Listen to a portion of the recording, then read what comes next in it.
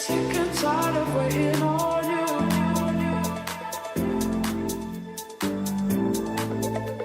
I'm sick and tired of waiting on you.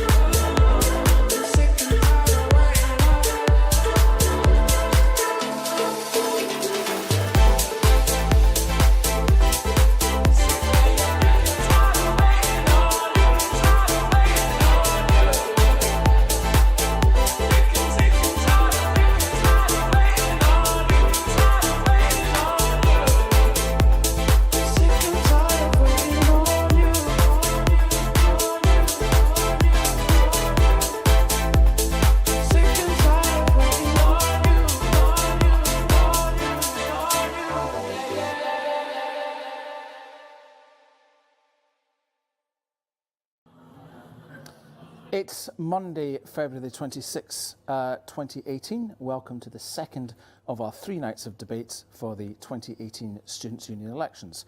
We'll be going upstairs to Rubix shortly to learn all about activity. The activity zone is where students do things and where students lead on activities for other. Now, this is a slightly different zone to the other zones that you'll be hearing last night and tomorrow night. Because those of you who will remember your university history will know that there was a long and bitter war between sports clubs and societies sometime in the 14th century. This resulted in a schism between sports clubs and societies, where they now have separate representatives on the Union Executive Committee, Team Surrey Chair and Society's Exec Chair. Both of the winners of this competition will be invited to take part in a duel to the death live in Harry's Bar on Saturday night. The remaining 3 positions of the zone will be made up of our candidates, as they are in all the rest of the zones. Now, this is our most contested election so far this year, so that's taking up all of our debates tonight. And the activity zone debate, the 3 places that will take up the non-exec positions, are going to be split into 2 because we have so many candidates. And then we also have Team Surrey Chair, the Society's Exec Chair, and of course, like all the other zones, it's headed by a full-time, salaried Vice President, the VP Activity. This is a big topic, and it's not surprising because activity is a huge part of the student experience. We have quite literally hundreds of societies with thousands of members. So take a seat and get on Twitter, #SurreyDecides, as we go upstairs to Rubix for our first debate in Surrey Decides.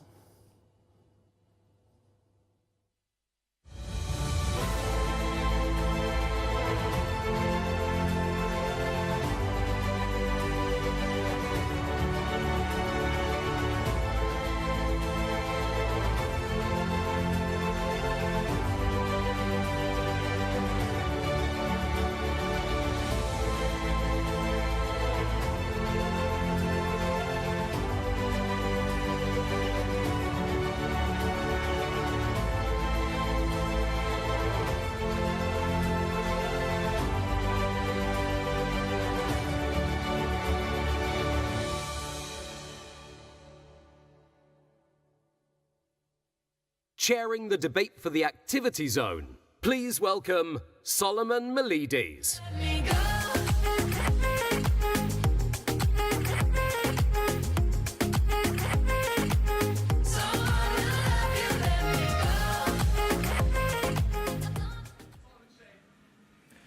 Hello and welcome everyone to the second day of Surrey Decides. Today we're here to pick the candidates, to hear from the candidates of the activity zone. Okay, so before we begin, during this evening's debates, we are all here to find out more about the students who have put themselves forward to be your representatives for the year to come, to help you to decide how to cast your vote when voting opens. We are not here to victimise any candidates who have put themselves voluntarily come and put themselves to give something back to the students at Surrey. We encourage all students in the room and watching live online to submit questions to Twitter and Facebook with the hashtag SurreyDecides. However, please be aware that any form of hate speech or abusive language will be taken very seriously. We also just want to explain the role of each chair. The role of Question Time Chair was advertised to all students across all the union's channels. This means any student could have taken up the role. The role is completely voluntary, and we have all spent time preparing questions. Our role this evening is to help you to scrutinise your next potential student leaders, as they will be representing you. It is important that we find out more about their motivations and what they stand for, especially those officers going into the 5 full-time paid officer positions at the union. Thank you all for listening. We're about to begin tonight's debates. So just before I begin then, this is the activity zone. So the activity zone candidates have been split in 2. So there's 2 debates straight after each other. Followed by that will be Team Surrey Chair. After Team Surrey Chair will be Society's Chair. And finally, VP Activity to end. Just as a note, it's activity zones more than just going for Team Surrey and for societies. There are other aspects that come into it. So with that, if the candidates would like to join me on stage, and we'll begin the debate.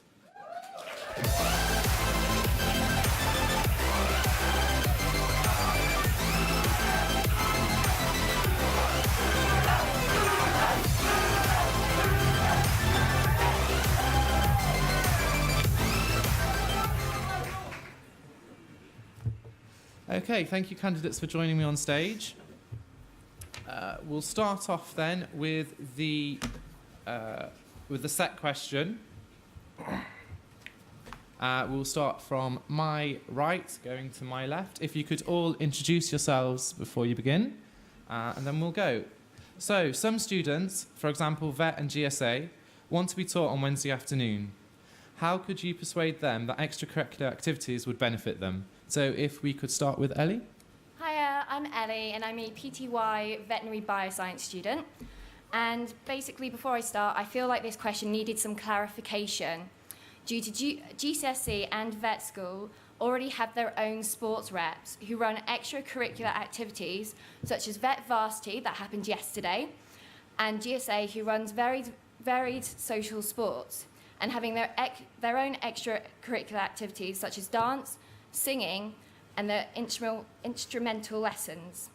Therefore, they are fully aware of the benefits of extracurricular activities, such as improving mental and physical health, creating a secondary family unit, and it's just an amazing part of the university experience. But also, vet schools do have their Wednesdays free. It's not until they help run the clinic, where in 4th year it's once a semester, and final year where it's on a 4-week rotation. But this clinic is so vital to their learning experience.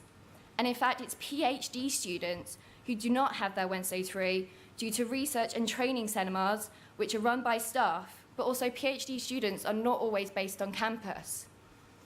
So, from speaking to vet, GSA, and PhD students who can be working from 9 to 6, it's more how we can provide them with extracurricular activities that fit their timetable, such as running out of working hours sessions, which run after 6 o'clock, but also no strings attached sessions with collaboration with sports and societies on campus, but also at SSP, to increase the options students have to attend after their 6 o'clock timetable.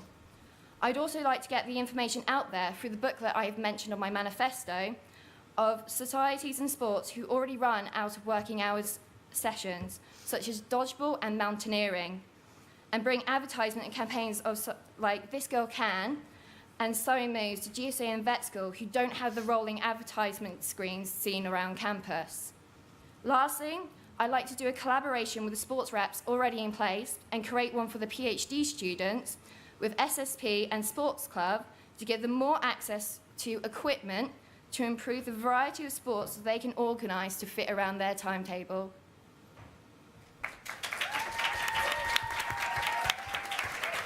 Thank you, Ellie. Lizzie? So I'm Lizzie, I'm a second year child nurse, so I'm currently half on placement, half in lectures.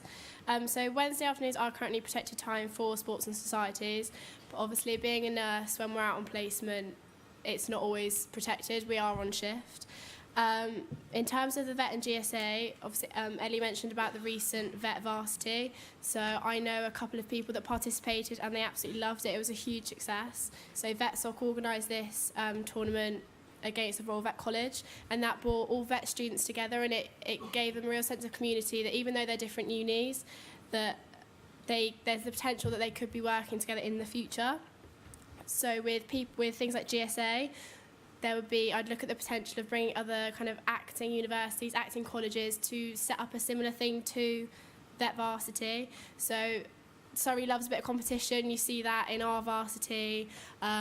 We're proud of our team, Surrey, and it gives connections to other universities. It links into one of my manifesto points about into university competitions. So we can form those links, those friendships, to get a bit competitive, show why Surrey is so amazing. Also, other students that may not be vet and GSA that may think, oh, why are we not being taught on Wednesdays? Look at different inter-school tournaments. So the Faculty of Health and Medical Sciences could set up a team for example, I play dodgeball, so a dodgeball team against the Faculty of Arts and Social Sciences. It gives that bit of healthy competition between the different schools. We could look at, with Voice Zone, look at what the students actually want. So talk to vet and GSA students. Say, if you're not being taught on Wednesday afternoons, what would you like to get out of them? What kind of events do you want on to help you?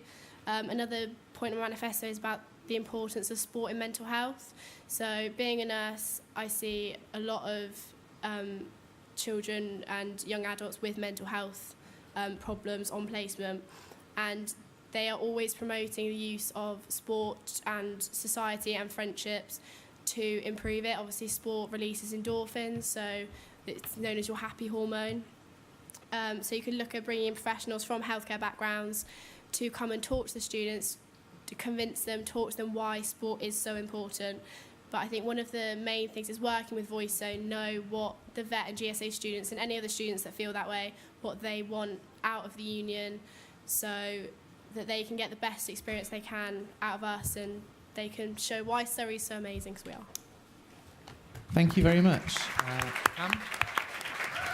Hi, I'm Cam. I'm a first-year PhD student in the business school, and as a postgrad, I know how time limitations can influence participation on activities on a Wednesday afternoon. I'm often meant to be in seminars, but often I'm captaining a training. I know the union has worked really hard to try and keep Wednesday afternoons free, so they recently passed a motion in the exec committee to discuss taking action over lectures on a Wednesday afternoon. However, the question here is that students want to be taught on a Wednesday.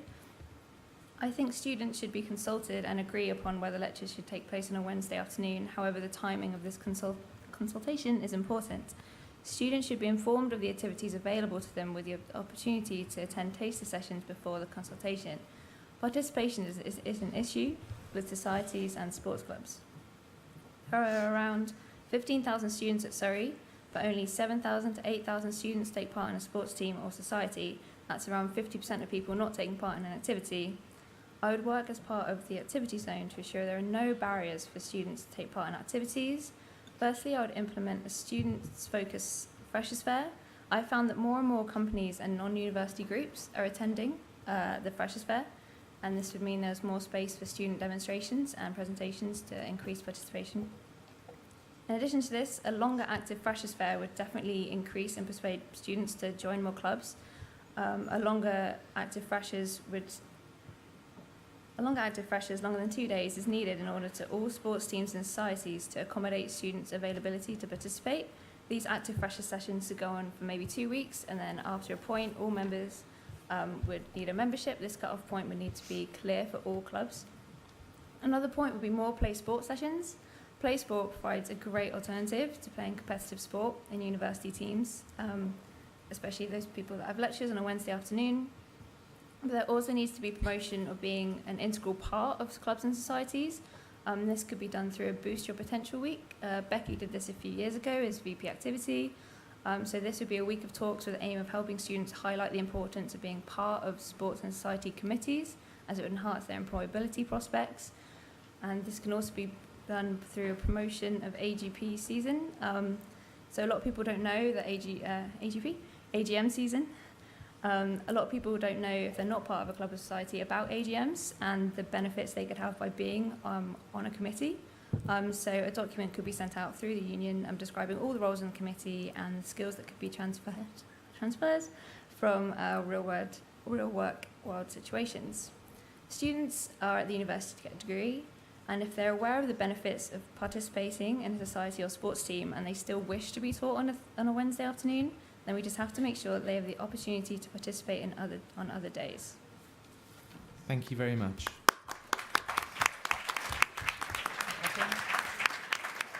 Hi, I'm Catherine. I'm a second-year student paramedic. Being part of a society gives you a chance to gain new friends, skills, and is attractive to employers when looking for employment. Due to the fact that Bucks Wednesday is known throughout the university, I feel this question is mainly aimed at sports clubs. I think it's important to state that a lot of the training is taken not on a Wednesday, but mainly the competitions on a Wednesday. Looking at the USSU website, I found that 27 out of the 44 sports clubs display clearly the times of their training on their website, and out of those, 26 of them have training times that are not on a Wednesday. I think it should become mandatory for all clubs to display their training times to make it easier for people to see when they can participate in sports, and that they should be encouraged to send in a timetable for these students that have chosen to take part in their lectures on a Wednesday to make it easier for them to see when they can get involved in activities.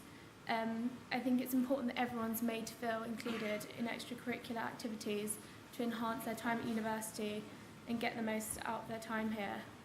Thank you. Thank you very much. Thank you very much. Caesar? Hello, I'm Caesar. I'm a second year economics and maths student.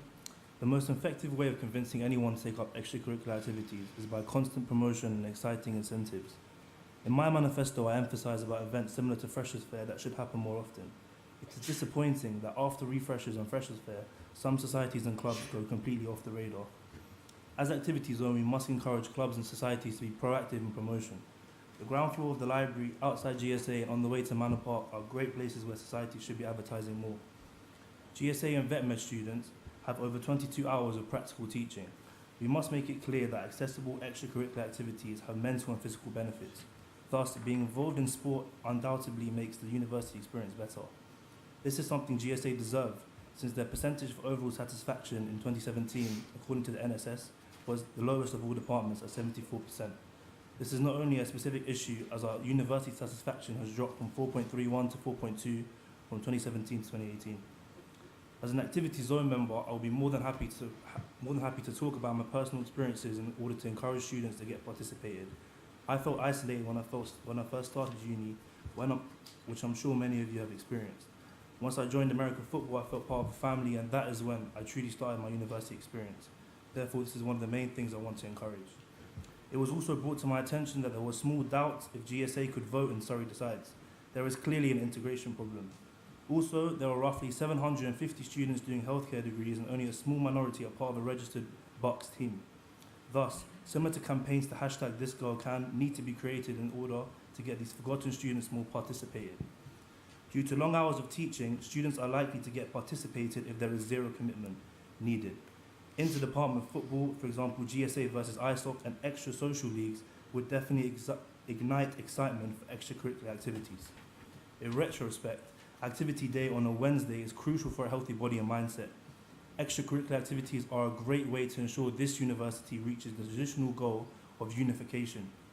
As Activity Zone, we must make sure that the £36 million sports club, sports park, and the 220 sports club and societies are being utilised by everyone. Constant promotion, specialised events, and effective surveys are powerful ways to ensure participation and prosperity. Thank you. Thank you very much. Alice? Right. First of all, I think this question is blatantly dancing around the real issue, which is this year there's been a degree of overpopulation within the campus, and in some cases, lectures have been forced to be placed on Wednesday afternoons. Whilst there are some VET and GSA students that do wish to have lectures held on a Wednesday afternoon, It's primarily those in their final year, and it's a case of there being so much content in the veterinary course, they need some lectures to be used in that time. But that isn't a significant problem, because the reality is, whilst there are some clubs that train, and a large proportion of them do train on Wednesday afternoons, a huge range of clubs train at other times in the evenings outside of lecture hours, which means that there is always an opportunity for a student, regardless of which course, whether they're a placement student, PhD student, whatever, they can always get involved in sport at Surrey. Okay, thank you very much. Okay, just one point to the candidates. The Twitter wall can be distracting. Pay no mind to it. Honestly, you've got wonderful students. Feel free to look at them as opposed to the Twitter wall. So there are quite a few of you, and I don't have long to go through, so answers need to be snappy.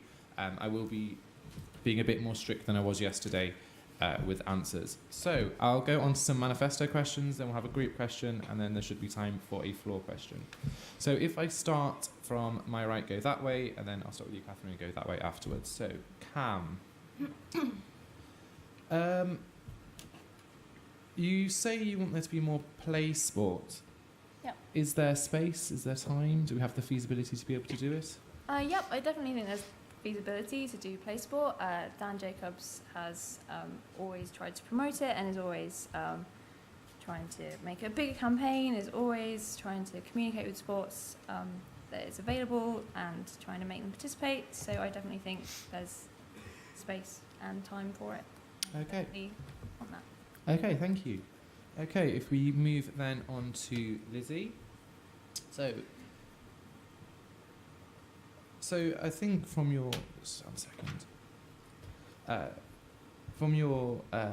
you want to host a ball, is that right? From your manifesto. So there's quite an undertaking to be able to do. So how will you logistically fit in all the clubs and societies into a ball? Have you thought about that and how you go about organising it? Yeah, so we have a colours ball every year.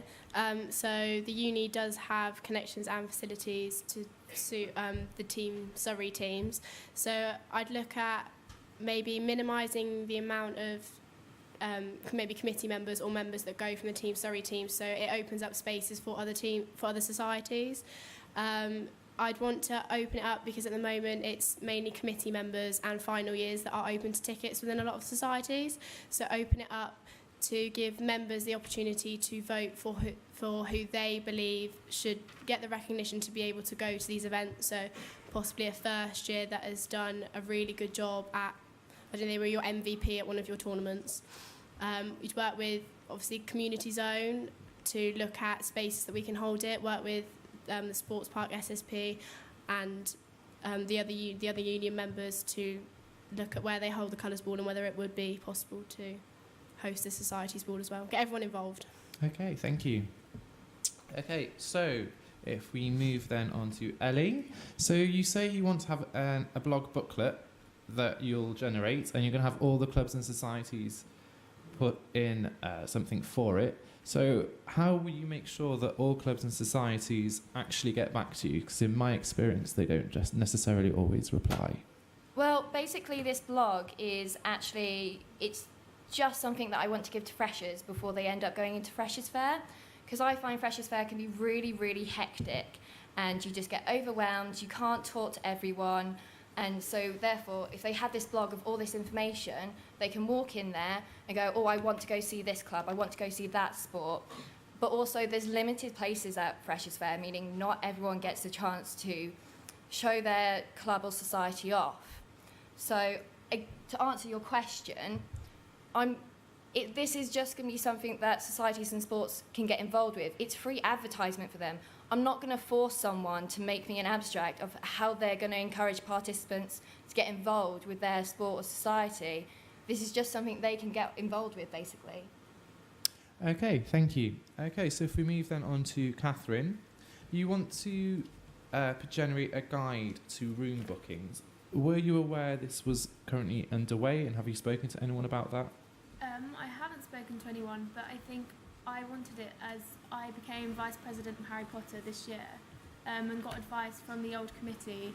However, I was not aware when doing the room bookings that started in June that they, until the beginning of this academic year, that they changed the room bookings for weights, which meant that you have to have a minimum spending per, depending on the amount of people that you have, which for me, from not the biggest society, placed doubt in my mind as to whether we could use this venue anymore, and I felt uncomfortable encouraging my members to spend money just so that I wouldn't have to pay, like it wouldn't come out of our budget. And because of that, and I know it's happened for a number of other societies, we've had to look for alternative venues for similar events, and I feel like the guide to booking would be more like, rather than how to book the rooms, like the correct room bookings for like the events that you want to take place. And like, say for example, Lecture Theatre A has more has a laid out approach. Okay, I'm gonna have to call time, so we could wrap up. Okay, great. Yeah. Great, thank you. Okay, so Caesar, you say you want there to be more regular freshers fairs. Again, this is another logistical mammoth undertaking. How will you go about doing it, and how will you organise it? Are you planning on doing this yourself, or are you going to try and involve other people to help you with this? So in my manifesto it says events like Freshers' Fair. So I'm not necessarily saying as big of a scale, smaller scale Freshers' Fairs, like the Freshers' Fairs, so more posts, just anything to promote, like stalls like near Simply Fresh can be used as a smaller scale Freshers' Fair. Anything, it doesn't necessarily mean a large scale on Patsfield, just a smaller scale. Thank you. Okay, thank you. Okay, so if we move then on to Alice, you suggest that you want to have the SU modernise its communication. How do you suggest that the SU goes about doing it? So, at the minute, we recently had this big questionnaire that went out called Pulse. It was a way of ensuring that all students would be given the opportunity to give their voice. And from the results of that, 52% of students don't feel like they know what's going on in their own SU. And 60% are not happy with the current SU digital presence. Nowadays, the main way we communicate and find out about events is by talking to each other. But it's not necessarily just word of mouth in the physical sense, we also use social media. The SU does have a social media presence, but clearly from feedback, it's not enough. So what I'm suggesting is we put a bigger... If you could wrap up, please. Yep. Put a bigger push on social media and modernise by using more popular social media today. So the recent graduates, which have just left uni, all put a far heavier focus on Facebook. Nowadays, we use Instagram Okay, and I'm gonna have Snapchat, to call so I'm saying time. we should use that more. Thank you. Okay, so very quickly, I have a question for all of you, but really just need 2 snappy answers because I'd like to get a question from the floor. How would you improve diversity within clubs and societies to ensure that all students feel that they can participate? So if I start with, again, snappy answers with you, Catherine, please. As one of my manifesto points I've said, I think there should be more interaction between sports clubs and societies, but also societies within each other, within themselves. I know it's part of the STARS criteria, but to encourage societies to participate in events together, so you introduce more people to different people they wouldn't usually spend time with. Okay, great, thank you. Caesar? To answer your question, I think if you elect me as an activity zone, I'll bring diversity to these societies and clubs. As you can see, I'm a cultured person, Lebanese descent, so I don't mind talking to people about joining clubs and societies. I can make a very big impact, in my opinion. And yeah, thank you very much. Okay, thank you. So, Alice. Could you repeat the question, please? Of course I will. Said, how will you improve diversity within clubs and societies to ensure that all students feel they can participate? Awesome. So, the third point on my manifesto is exercise for everyone. In our student body right now, 10% of students identify as disabled. And those disabilities might not necessarily be very visible. I personally have a disability, and it luckily does not impact my ability to get involved in sport, but that's not the case for a lot of students. So what I want to do is introduce exercise for everyone, skills sessions that would happen, run by clubs to ensure that all students can get the best out of their Surrey experience by engaging in not necessarily long-term training, but skills sessions surrounding the kind of things you get from joining a club. Okay, thank you very much. If we go this way, so Cam. Yep, so inclusion is one of the points of my manifesto, and I would like to expand some initiatives we've had in the recent years. So Rainbow Laces was great, and This Girl Can. I'd really like to start the Bucks Take a Stand initiative. So it's a campaign aimed at the university sport experience to make it as inclusive and accessible as possible. They create this document for unions to go by in order to prevent antisocial behaviour and discrimination in sport, ranging from sexism, racism and LGBT phobia. Okay, great, thank you. Lizzie? Diversity obviously within sports and societies is so important, but I think through the diversity, sports especially, showing that you don't have to be good at the sport to come and play. A lot of teams have a lot of sports have social teams, so anyone can come and play, anyone can join in, be really inclusive. That goes for Team Surrey and non-Team Surrey. Obviously offering support for those that do possibly have a disability or need extra support, to adapt the sports and society to them, just so that, and advertise it so they know that that help is there if they need it. Okay, thank you very much. And finally, Ellie, please. Hi. So I would like a bit of collaboration with the support zone within committee training.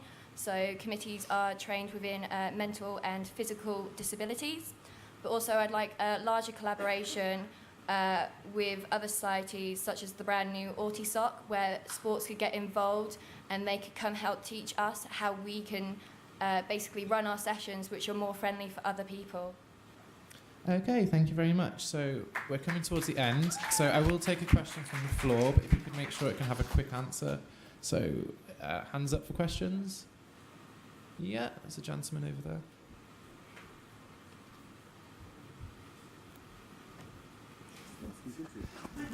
What's this?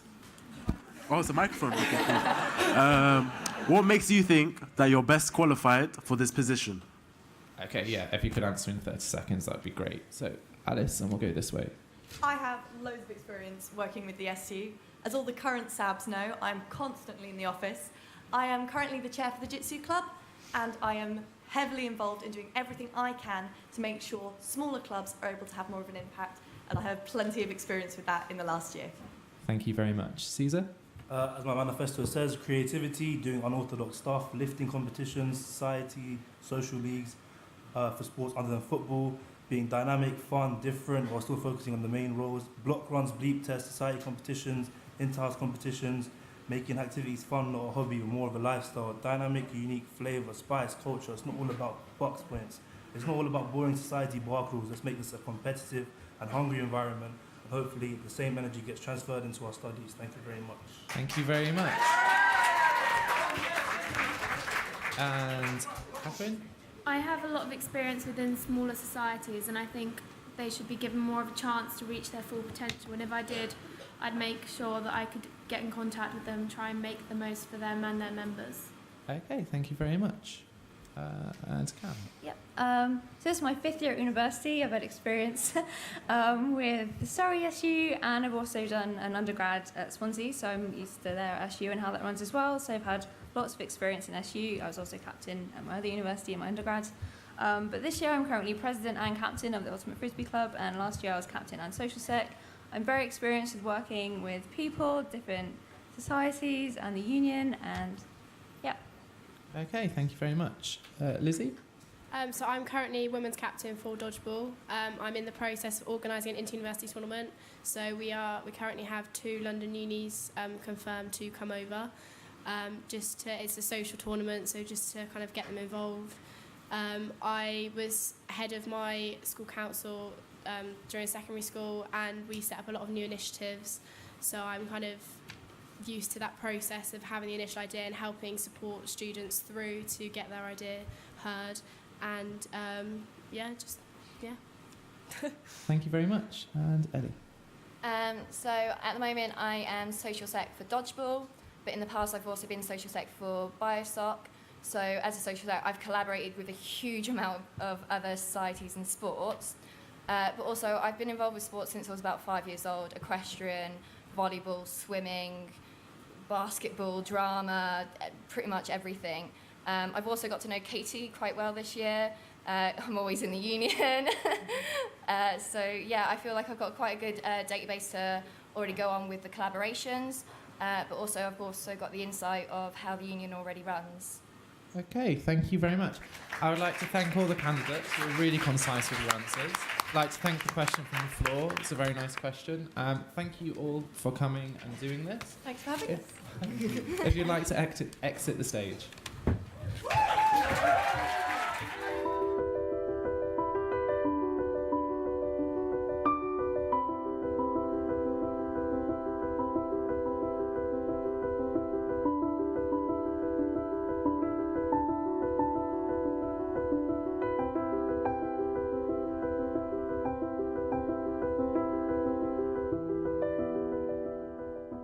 Well, we've just had the first part of the activity zone debate. We're only here for 5 minutes because we've got another set of candidates to hear from. Now, I am very pleased to say that tonight I'm joined by Cam Rothery, CEO of Surrey Sports Park, Mark Garfoot, who's the Director of Hopes, Dreams and Aspirations for the Sports Park, the Beast from the East, Rebecca Ibbotson, former VP Activity, and Harry Ap Rees, who's the Director of Student Services and Administration. There was an awful lot of stuff in there.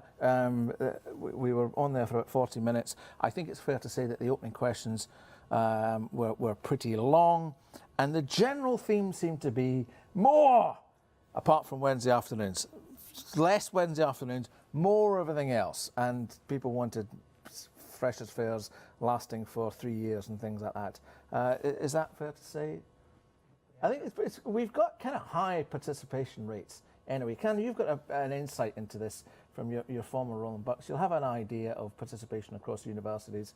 A medium-sized university, 16,000, 17,000 students. It's quite reasonable here at Surrey? Yeah, we do okay. So I think the last iteration of the Higher Education Sports Survey, HESPSS, showed that around 56-57% of our students already say that they participate in sport every week. That's pretty good by sector standards.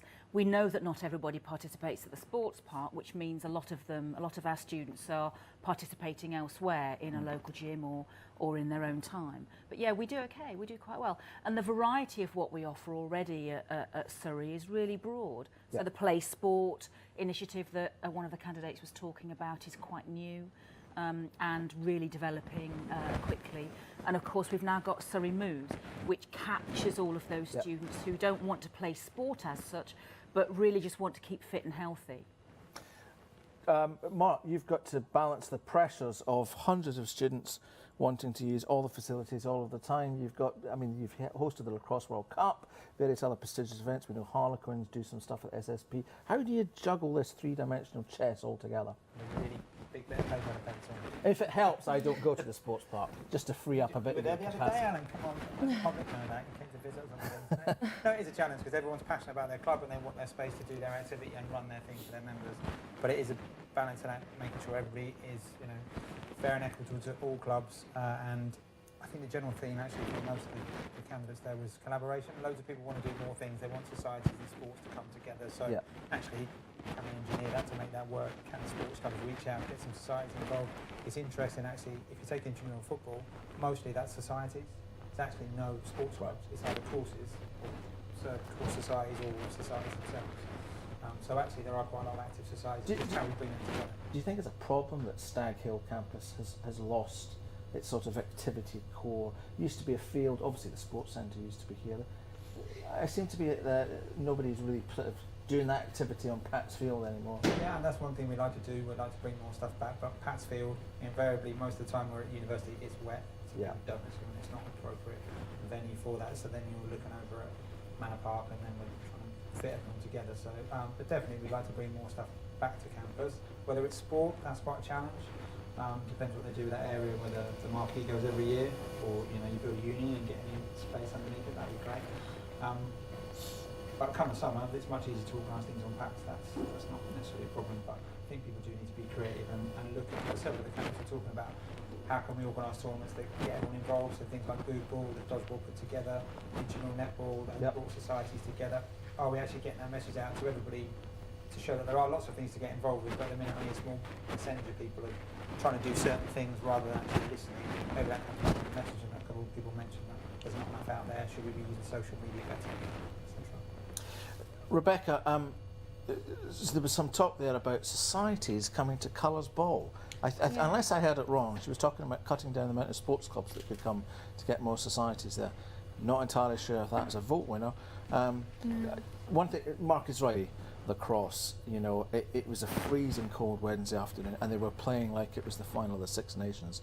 There is huge passion in sports definitely. teams. Yeah, very much so. I think when it comes to events such as Colours Ball, when people have been involved in sport, obviously Colours Ball is about celebrating sport and the achievements that have been made. So what really should be happening is that those students who take part in sport should be at the top of the list. They should have the priority. And I think there was someone else who said about there being a separate ball for societies, or that I think that's what she was saying. Yes. But then someone else then put on Twitter, but that is in theory what the Student and Societies Awards Ball is.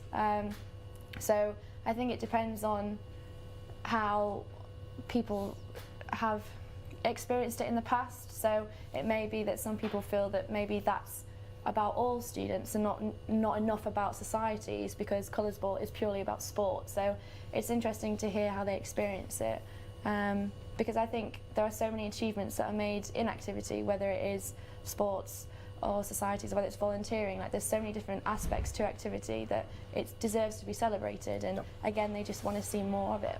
When we come back after the second debate, Harry, we're going to have a conversation about the teaching timetable, the pressures and timetable, including exams as well, because that's very much at the heart of your area, as well as all the advantages that you get from being involved in a sports cum society, because obviously employability, careers and such like.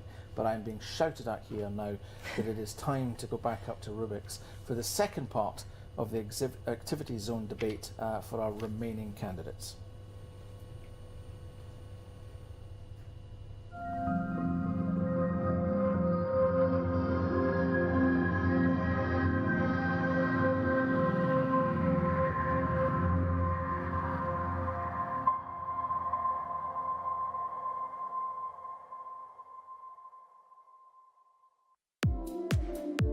We are your Students' Union. We take your feedback from surveys, meetings and talking face-to-face and turn it into action. By challenging the university whilst also working closely with them, we get results. And without you and your voice, none of this would be possible. Since September 2017, this is what you have achieved. You have made it clear that housing is the most significant issue impacting students at Surrey. Our most affordable campus accommodation, Guildford Court, was set for demolition this summer. We fought against this, securing the university's investment of £2 million to keep it open for another 3 years. We've heard from placement students about the difficulties they face finding accommodation for their final year, particularly those on placements abroad. Guildford Court will now be guaranteed accommodation for this group of students, returning in September 2018. The new Manor Park accommodation with improved disability access will also open in September 2018, and in response to our continued pressure on the university, they have started planning the construction of Phase 3 accommodation. Many of you have voiced your disappointment that some university accommodation within the same rent band is of disparate quality. As a result, we have secured a rent review and restructure so that by September 2019, rent will be court-based. This will give future students more choice and make rent fairer. Off campus, Guildford is rife with rogue landlords as housing stock is at an all-time low. We are working with developers to help them strengthen and improve their plans in order to bring more suitable student housing to Guildford. Students in London get higher maintenance loans than we do at Surrey. With support from our local MP and other southern unions, we will soon be asking the government to review the London waiting system.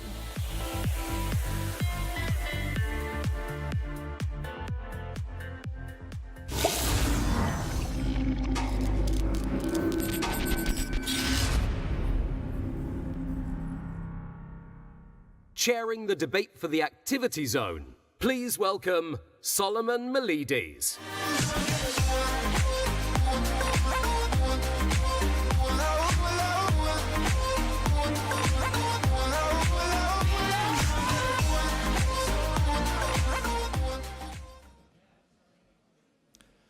Hello everyone, I hope you enjoyed the first debate. We're now going to invite the candidates for the second round of the activity zone. Please applaud them as they enter. If you'd like to join me on the stage.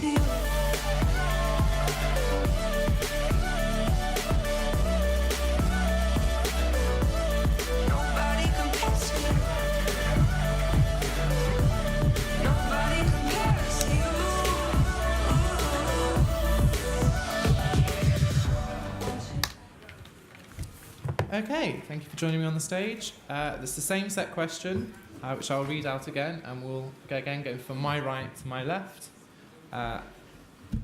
Again, if we could be concise, that would be great. So, some students, for example, VET and GSA, want to be taught on Wednesday afternoons. How can you persuade them that extracurricular activities would benefit them? So, if we can start with Zoe, please. Thank you. Hello everyone, my name is Zoe and I'm first year student business management. First of all, I would like to highlight the importance of sports in our lives. Not only is it a way to get physically active, but also to meet new people, become part of a team and spend your free time doing something that you enjoy and that benefits your health. Universities across the UK have already acknowledged the importance of exercise and have agreed to give their students Wednesday afternoons off as an opportunity to exercise and to be able to compete in back Wednesdays. After all, university is more than just a degree. Even if students do not wish to exercise specifically on Wednesday afternoon, maybe because for the GSA students, for instance, dancing, which is part of their degree, is enough for them, they can always use this time to study or socialise and have fun. It is a perfect opportunity to escape from the daily routine, interact with students from other courses and boost your energy levels. Okay, thank you very much. Selma?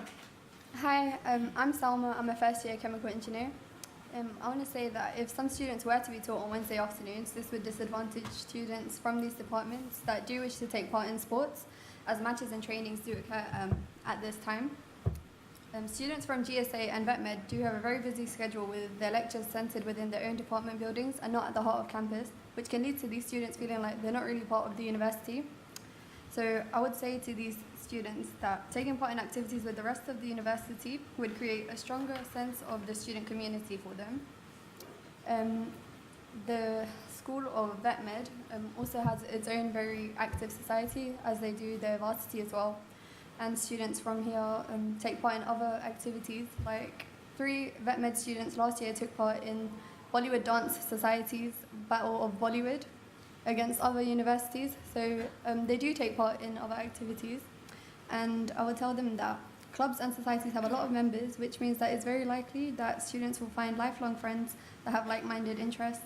It's been proven that over 75% of students who took part in activities completed their degree with a good honours, so being part of a club or society can help you academically. Taking part in extracurricular activities such as RAG and the GGA also helps students gain skills and become more employable while providing opportunities for personal development. Ultimately, taking part in extracurricular activities will enable students to have fun, meet new people, and will ensure that their university experience is a holistic one. Thank you. Great, thank you very much. Rebecca? Hi everyone, I'm Rebecca. So basically, I would say to these students, not only is joining a sports club or society a chance of fun and enjoyment, but also it can help you obtain a placement year or graduate job. So in my experience, I founded Subculture magazine, which is the University of Surrey's fashion, art, music and student culture publication. And it was a key factor in obtaining my placement at matchesfashion.com, which is an online site that sells luxury fashion. And so in my interview, I brought in a copy of the magazine on my iPad, on a digital edition. I basically explained what we do, how we started, and I also explained it through my cover letter and explained how my experience at the magazine matches the job description for the placement. And so in terms of GSA and VET students, say if you were to join, not all GSA courses offer placement years, but some courses such as theatre and performance and dance offer placement years. So say if you join MADSOC, which is the Music and Drama Society, or if you join the dance squad and you're on the committee, or you just got through to the dance audition to compete nationally, you could put this on your CV, talk about it in your interview, and immediately that would set you apart amongst other candidates. Because these days, a lot of people have a degree, and joining a society is a way to set you apart and to make you, it shows that you've gone out of your way to do something outside of your degree, not just within your degree. And the same with veterinary bioscience, vet courses. Veterinary biosciences degree offers a placement. You could join VetSoc and help, really get involved and talk about this in your CV or in an interview, just like the way I did. And even if you don't choose to do a placement or your course doesn't offer a placement, you could use it to help you get a graduate job. And yeah. Okay, thank you very much. Luke? Hi everyone, my name's Luke. I'm a placement year civil engineering student and it's also my birthday. So I just want to start by saying that I think having lessons on Wednesday afternoons is going to have really negative effects on lots of sports clubs. Using hockey as an example, I was just talking to Tilly, who is the chairwoman of hockey, and she told me how amazingly 7 of their first team is the ladies' first team were actually vets. So you can imagine what that would do to their team. So definitely keeping Wednesday afternoons free is a great idea. But regarding students who do want to be taught on Wednesday afternoon, how could I reach across to them and encourage them to take an active role in these kind of extracurricular activities? I'll try and get that word right as well. So I'd go out, talk to these students firsthand, and try and explain to them the benefits that they would get by taking part in extracurricular activities. Because realistically, university, it's not all about your studies. It's also about becoming a more developed, well-rounded person. Taking up sports and societies, you can learn new skills, interact with loads of people, and take yourself out your comfort zone. So Wednesday afternoon sport, it provides you an opportunity to relax, get away from your studies, and get some really important exercise. So I'd emphasize to students that all of this will also be contributing to your CV and also your future career. And then finally, I'd emphasize to students, it's the people that you meet when you're doing these activities, sports clubs or other societies. And it will really make it worthwhile. I know personally, being on the rowing team and also taking part in surf club, I've made some of my lifelong friends in that time, and I'd encourage everyone else to do the same. Thank you very much. And Heather. Hello, everyone. I'm Heather, and I'm a music student. So extracurricular activities are a huge part of university life. I feel that it's very important for everyone to have the opportunity to get involved in something outside of their studies that they love. Studies have shown that 1 in 4 students suffer from mental health problems such as depression and anxiety. Many of these cases are brought on by high levels of stress and heavy work schedules, the likes of which I know many VET and GSA students have. Studies have also shown that taking part in extracurricular activities can benefit your mental health by boosting self-esteem and your sense of purpose.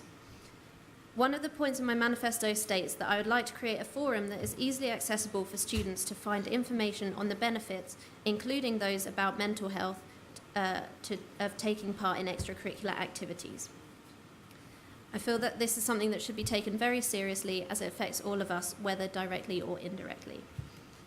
Another reason why it's important for students to get involved in activities outside of their studies is employability. With an increasing number of with an increasing number of people going to university these days, your degree isn't enough anymore. Employers want to see that you're a well-rounded person that have interests outside of your academic studies. Taking part in extracurricular activities is an excellent way to show this. They help you to develop transferable skills such as communication, teamwork, and problem solving, all of which are very attractive to employers. I understand that Wednesday afternoons are set aside specifically for extracurricular activities. However, if groups of students are adamant that they want lectures at these times, people shouldn't forget that there's a wide variety of activities that happen on other days as well. So overall, what I think is that the main reason why students should get involved in these activities is purely for fun, as they're here for our enjoyment, and we might as well take part in them while we can. Okay, thank you very much. Okay, so I have some preset questions. Again, as with the last group, if you could please keep answers concise, that would be greatly appreciated. So I'm going to go Rebecca that way, and then I'll go Selma that way. Okay? So, Rebecca, my question to you is, you talk about having a sort of a form for sort of helping with new clubs and societies. You want a bank of information going onto the website. Are you aware that they're currently producing a booklet and it's about to be produced? Did you speak to someone about that? Yeah, I spoke to the VP activity, and he said that they're in the process of creating information. But I would be able to assist with that, as I have a lot of experience of content management systems and editorial, because obviously I work in editorial, my placement, and for Cultured. And also, I would also be able to promote this through the Subculture Magazine website as well. And also, I also try to, go on the website at the moment and see what there is currently. And there actually is a club startup page, but it's currently only available in the committee resources section of the site. And so already that kind of cuts out half the people that want to start societies, because it's only focused towards people who already run a committee and run a society. And I basically bring that to the forefront of the page, not just through a booklet, but also on the site itself, because obviously everyone has access to the site. Not everyone can, always pick up a booklet. And I just make it a bit more obvious and a bit clearer, and just make sure the information is out there so students know it's actually an option. Okay. And yeah. Great, thank you very much. Okay, so Luke, you talk about at Surrey Decides in your manifesto. Yeah. You say you want to sort of similar to match day and including in sports, and you want to sort of diversify that. Can you sort of explain how you're going to go and doing that, and how you're going to promote, help with fundraising and promote societies? Sure. So I had this idea of at Surrey Societies, which would kind of be, the idea was I'd maybe pilot it on the Surrey Union Instagram, Facebook at first, and see what the feedback was. But the idea was that, it would be kind of like an equivalent of Team Surrey for societies. And then one of the features I had on that was this hashtag called A Day in the Life. And because obviously we've got match day, which is on Wednesdays, it's a sports day, and then a day in the life would just be a typical day, which would be like the society could take a GoPro around with them and what they did during that day, and you could like have some funny moments, whatever. So the way I was planning on running it would be societies would have an email that I would give out, or be an email that we already use. And societies could 15 seconds. Could basically send in their pictures from the day or their videos. We'd post them on the Instagram, the Facebook, with a little caption or caption they want, and that would hopefully promote people to want to join these societies, etc. Great, thank you very much.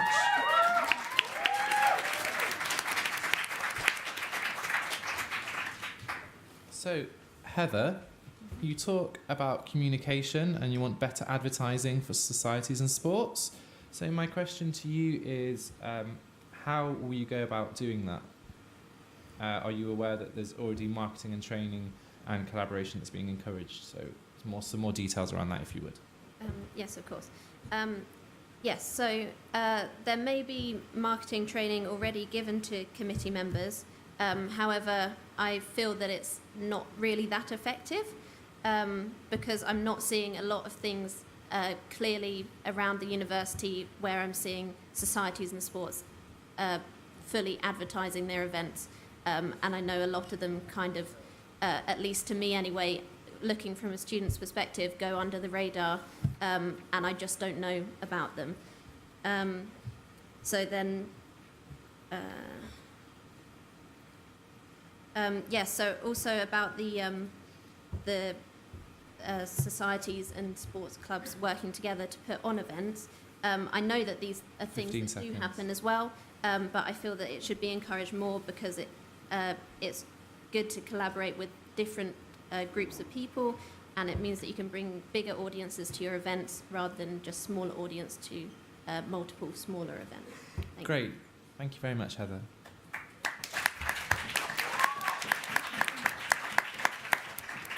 Okay, Selma, I don't actually have a manifesto for you, so if you'd like to just very briefly, because we don't have much time, just explain who you are and what you're about. So, please.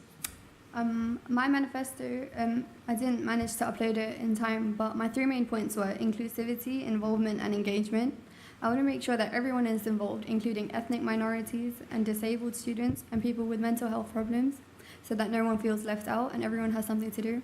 I also want to make sure that students are more involved with the type of activities that do go on in the university, so that they all have something that interests them happening.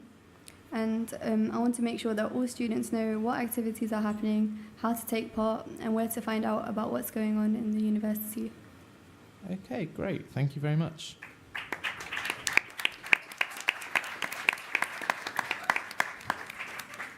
Zoe? Oh, yeah, sorry. My mistake, sorry. So for you, you want to talk about lowering barriers to students getting involved in sports and societies. So and collaboration. So what sort of barriers are you looking to break down, and how will you go about doing it? Perfect.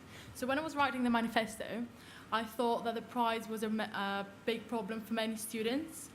It was a barrier that needs to be broken down because not many students, can be active and exercise and join societies and sports and clubs because of the money and the cost of the sports centre. Okay, thank you very much.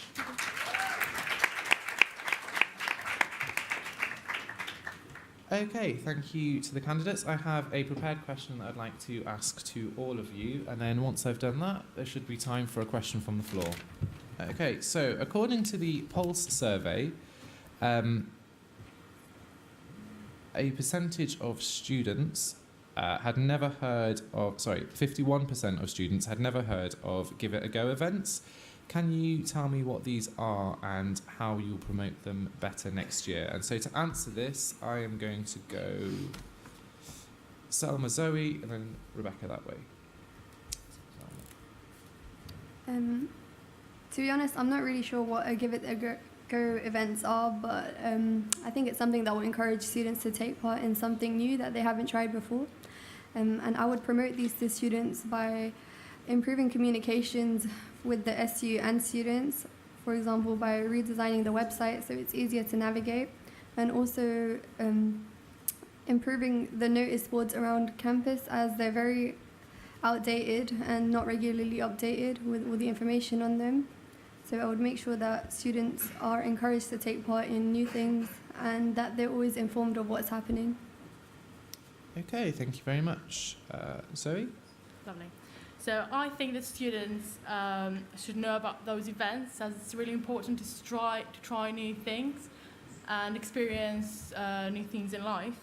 So what I would do is promote those events through social media, and especially Team Surrey Instagram page and Facebook. Okay, thank you very much. Rebecca?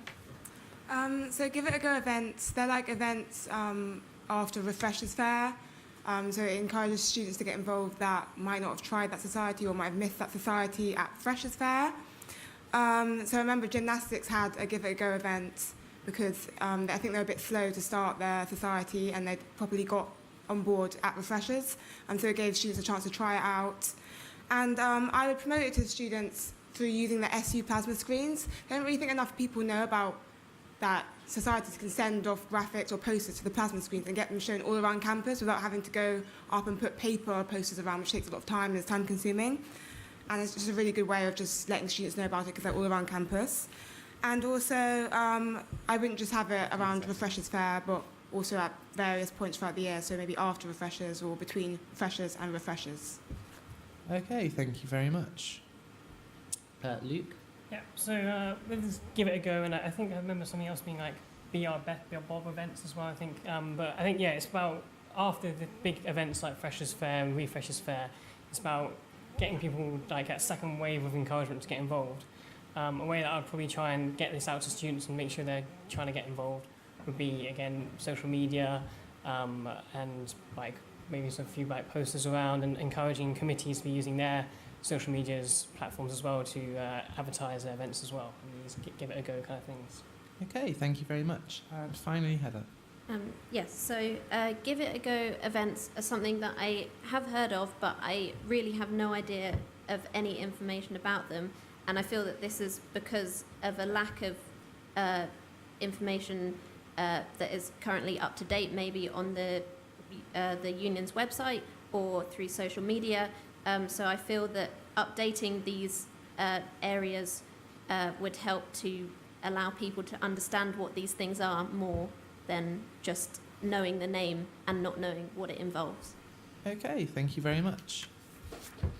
Okay, so thanks to the candidates. I'm going to open up to questions from the floor. Oh, we have an arm shoot up really fast. Can we have the microphone over there, please? Again, if it could be a question that has a reasonably concise answer, that would be fab. Okay. So approximately 2,500 people have sports club memberships. Within societies, about 5,500 people have memberships. So the other 5,000, 6,000 odd, how do you plan to get them involved in student activity? Okay, thank you very much. So we will start with Luke, if you could start with that, please. That's a very good question. One of the ideas I had was, I think particularly it's good to try and target the freshers as they come in, because I feel like if you start with joining sports clubs and societies, you're more likely to be doing it later. One of the ideas I had was, currently I know when I was a fresher I had a mentor, and I kind of thought you could either expand on that mentoring system or create a whole new sports mentor. But basically that idea would be you have a mentor that's going around the halls, encouraging you, say, come on, like, let's go five-a-side football maybe, or maybe not five-a-side football, let's go down and join like Ultimate this day, or let's do like boxing today or something. And basically he's going out and saying, you know me, you can come along and join and basically get involved. To those people who are a bit more shy and a bit more wanting to maybe not join sports. Okay, thank you very much, Luke. Selma, if you could answer the question, please. I think it would help to have more events like the Freshers' Fair, and also by having like a virtual Freshers' Fair online that students could access, so that they could find it, like discover more societies and clubs to join online, because this would help increase student participation. Also, I would like to encourage the Students' Union to have more of their own events without relying on clubs and societies to provide the students with something to do. Like students who live on Manor Park and Hazel Farm to have some activities that go on within their accommodations, and also some group activities between all of the courts that are on campus. I would create a stronger relationship with the careers network, so that students have more opportunities to improve their employability through other activities, not just sports and societies.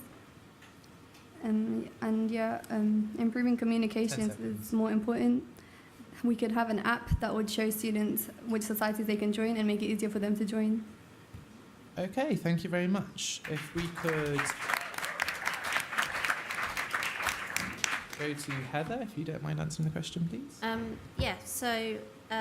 As I've covered in my manifesto, encouraging students to become more involved in societies and sports is definitely a very important issue. So for me, I thought that creating more visible campaigns to encourage these students who maybe aren't involved to get involved would be a good idea. Maybe by encouraging people to talk about sports and getting involved in sports and societies a lot more year-round than they to the same kind of levels that they do when it comes to freshers and refreshers. So things like that. And then also maybe seconds. Identifying the reasons why these people aren't taking part in these activities. So maybe there's nothing that interests them, or they're too busy, or just they don't see it as an important part of uni life. But creating things like surveys. If you could wrap it up. Yeah. Creating things like surveys to ask people about this, to find the main problems, would be a good way to start with this issue. Okay, thank you, Heather. Zoe? Can you answer the question, please? So as I have already mentioned, by reducing the cost of the membership, but also by promoting all sports equally. So what most of you don't know is the women's water polo team is at the quarterfinals. So the match is this Wednesday at 2 o'clock at the Sports Centre. Please do come and support us. And I want all sports to be equally supported and promoted by the Team Surrey Facebook and Instagram page, so that you all are aware of what's happening with all the clubs and societies. Thank you. Thank you very much. And then finally, Rebecca. So I would encourage more students to get involved in more societies by encouraging the societies themselves to actually market their societies better, because there are 160 societies and around 45 sports clubs, and there really is just an activity for everyone, but societies have to get the word out there. So I do this through encourage them to use more unique marketing techniques, such as the plasma screens, but also like mass emails. You can go to, although we can't send around mass emails ourselves anymore, you can go to like a member of the union who can send it around for you if you want to promote your society or promote a specific thing, or like through the union newsletter. And also, I would tell them about employability, like in my previous point, about getting a placement year or a graduate job. And finally, if they don't see a society for them, I would encourage them to form their own society. Because although there are a lot of societies, you know, there's 15,000 Surrey students, so everyone's going to have different interests, different passions, and I would encourage them to pursue this. Okay, thank you very much. So that brings us to the end of the 2 activity zone debates. I would like to, if you could all give a round of applause to both sets of candidates. I think we'll all agree. They've all done a fantastic job, and it's a nerve-wracking thing for them to come up here. So thank you to all of you. Feel free to exit the stage.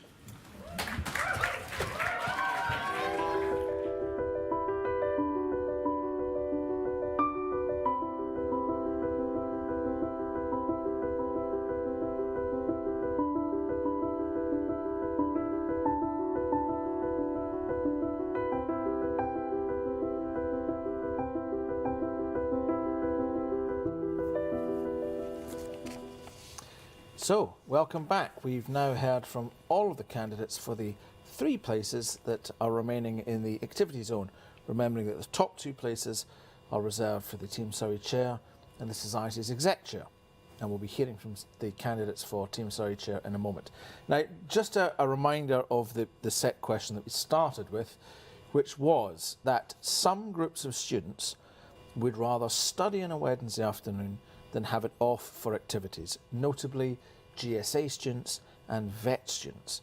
I think it's fair to say that a lot of the candidates just read Wednesday afternoons and started talking about why they should be free. But it was all about whether or not you should encourage, or how you would encourage those students that it's good to do activities. Now, Harry, many things come under your remit, namely the difficulty of balancing a very busy timetable with different pressures and Wednesday afternoons.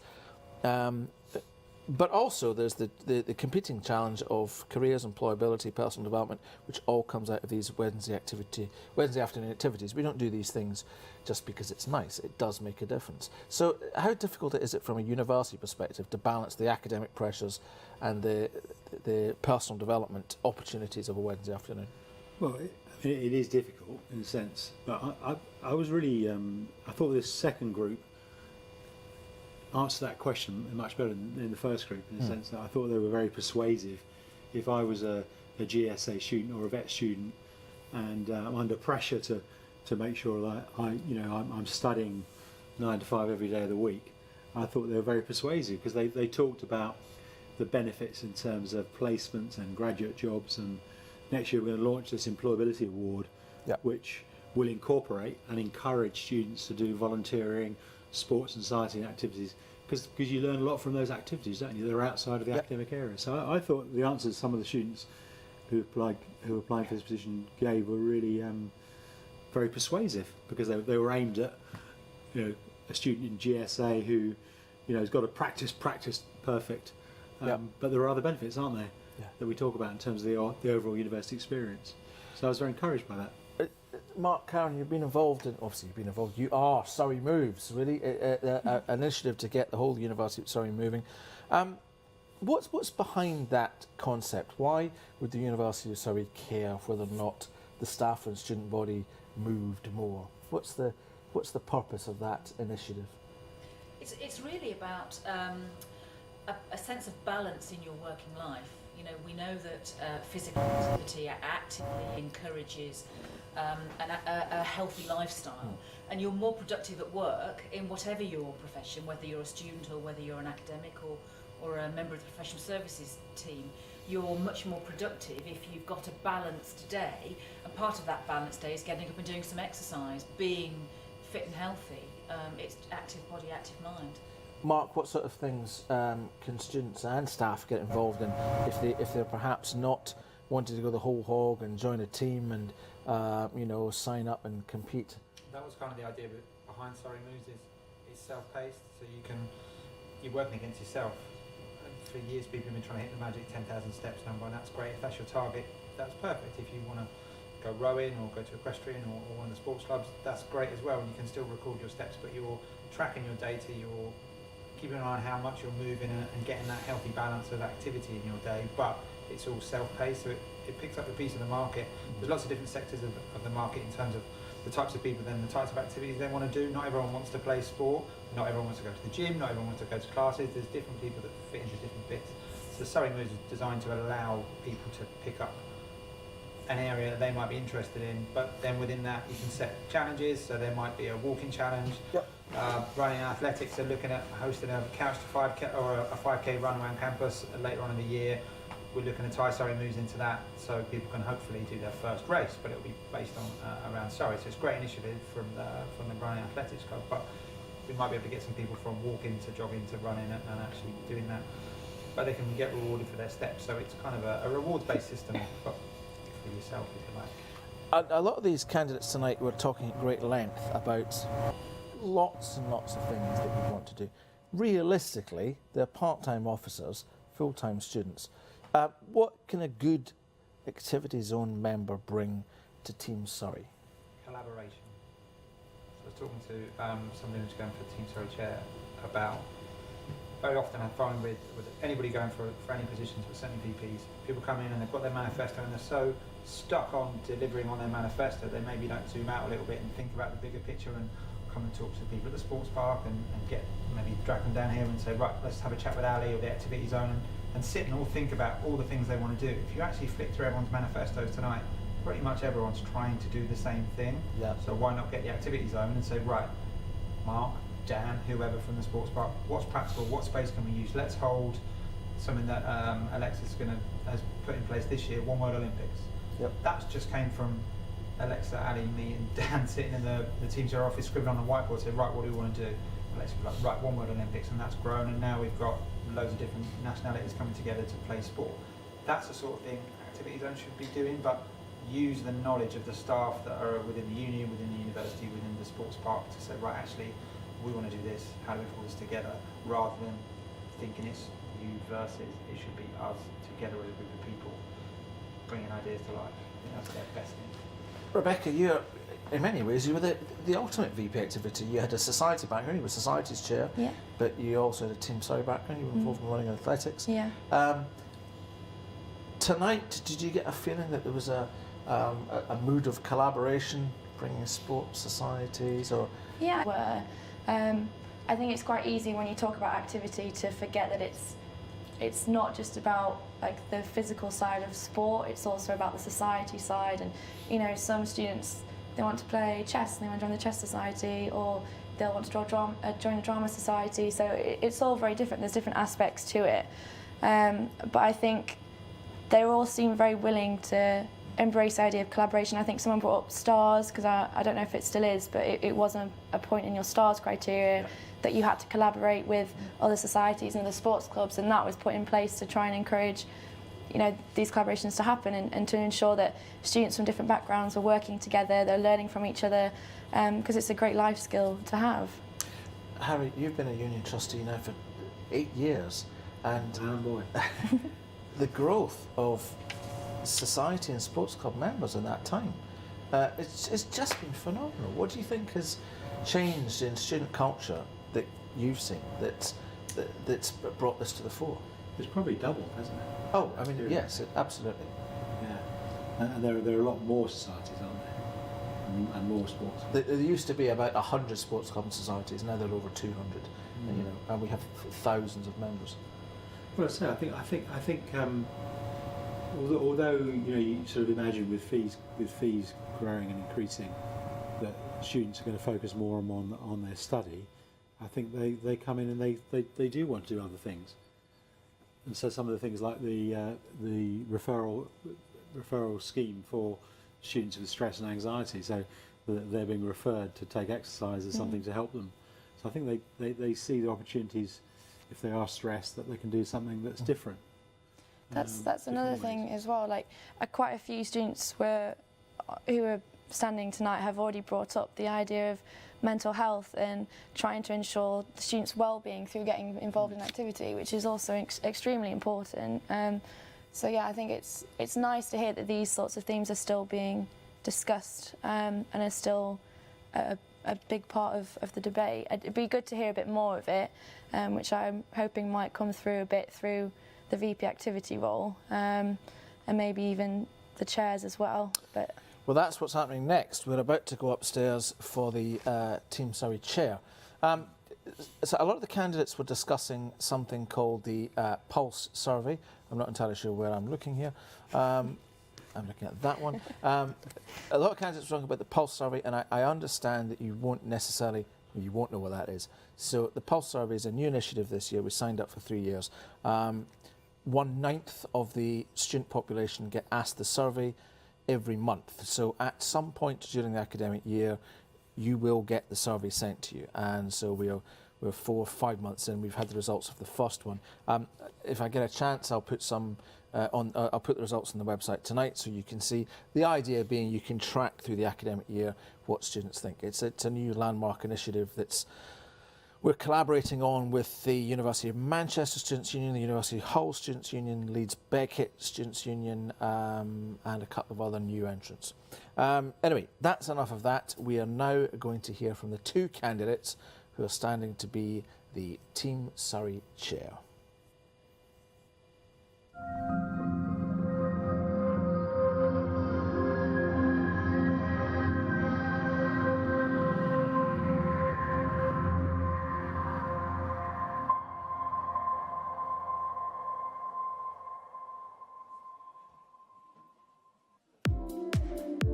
We are your Students' Union. We take your feedback from surveys, meetings, and talking face-to-face and turn it into action. By challenging the university whilst also working closely with them, we get results. And without you and your voice, none of this would be possible. Since September 2017, this is what you have achieved. Working with the university, we have improved building signage across campus, provided more healthy food options in Hillside, T's&T's, Simply Fresh and Theatre, and data shows you are now receiving better value for money when buying food on campus. An overwhelming number of you voiced your frustration to the union about the lack of study space, prompting the university to open Library Plus during exam time with extended opening hours to compensate for an at-capacity library. Lockers will be installed across campus in the upcoming months to accommodate commuting students who have difficulty finding a safe space for their belongings. GSA and vet students with intense courses voiced their struggle to the Students' Union about the opening hours of the Centre for Wellbeing. As a result, these have now been extended with additional counselling support. We also worked with the university to replace 2,000 campus cards issued without expiry dates, free of charge. Following a review of our current provision, combined with student feedback, we are saying goodbye to Arriva and hello to a new bus service starting in September 2018. And the new Nightline listening service, launched by us in November, is up and running. This service is supported by the university and is run by students for students.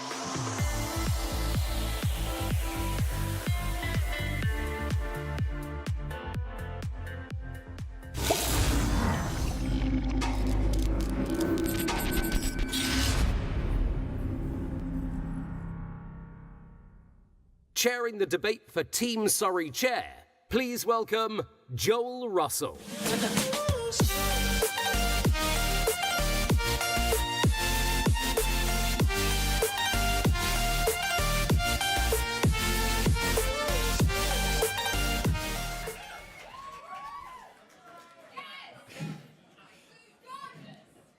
Good evening, everyone. I'd like to thank the wonderful Sam Bryanson for making me wear this very conservative outfit. I was going to go for something snazzier, but he insisted. There are 2 candidates for this position, 1v1, and we'll get to know them both tonight in the next half hour or so. But if you don't like them, remember, you can always vote to reopen nominations. It's a 1v1 v Ron. But I would also like to make sure that people in Harry's are keeping it down during the debates. You know, the candidates up here can hear all of you, and it might distract them a little bit. So just maybe watch the banter in Harry's a little bit. Without further ado, here are the candidates for Team Surrey Chair.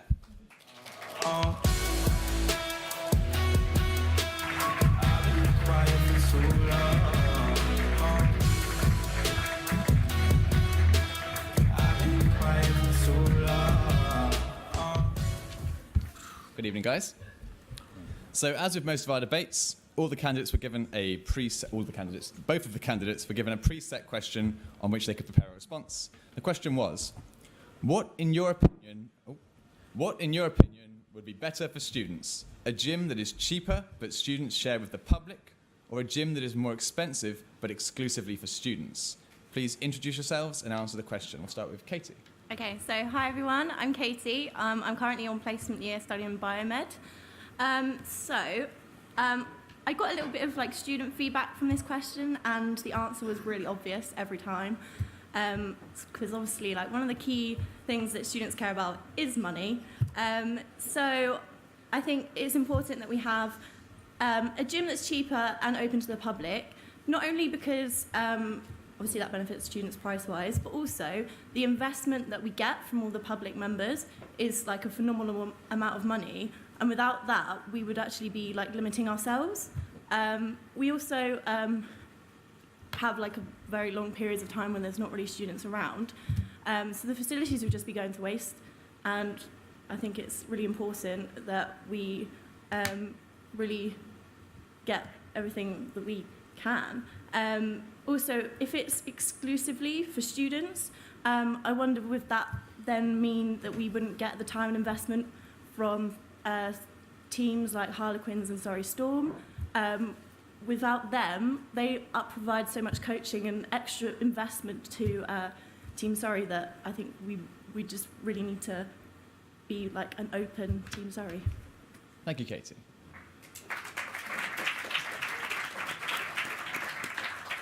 Hi, my name's Alex. I'm studying aerospace engineering, and I'm a final year. And then next year, I'm going to be studying an MSc in renewable.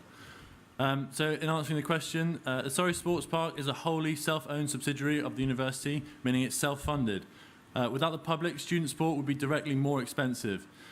It is already too expensive, and so encouraging participation is difficult. Of the 8,000 members of the sports park, 4,500 are students. The gym is busy in October and November, it gets quieter in December and January, and then busier again in February for about 5 or 6 months of the year.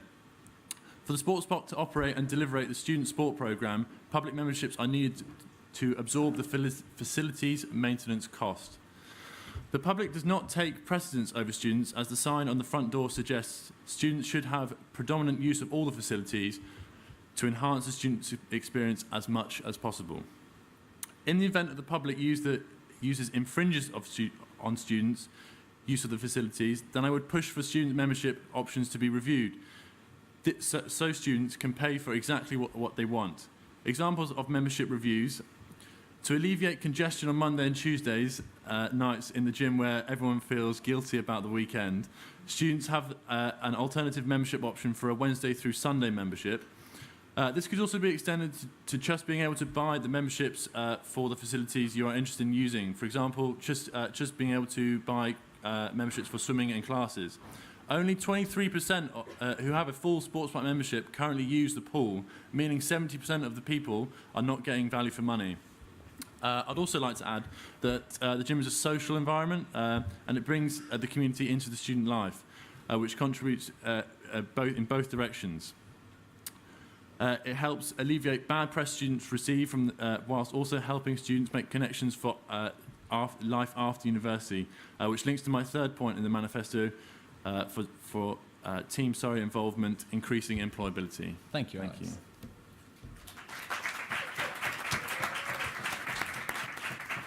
A follow-up question on the topic of the gym.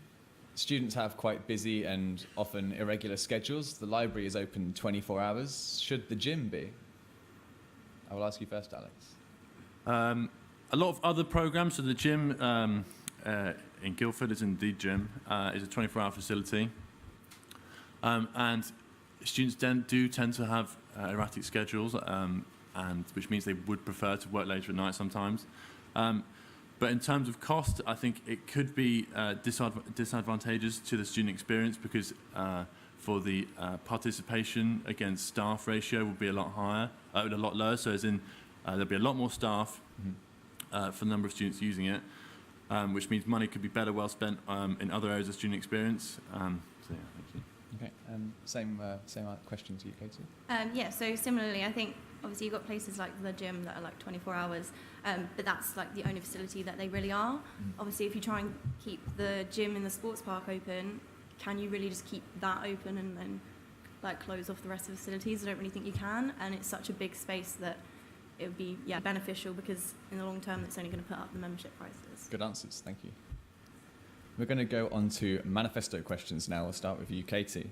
Your manifesto has a section called accessibility, and you say there are 3 campuses at the University of Surrey. You want to see spaces utilised, for example, Pat's Field and GSA Studio Space. Well, the Pat's mud patch, as it should be called, isn't really suitable for many sports at the moment, and the GSA studios are pretty much booked out all day and into the evening for classes. So where else would you propose? What other spaces are underutilised, and how can we utilise them?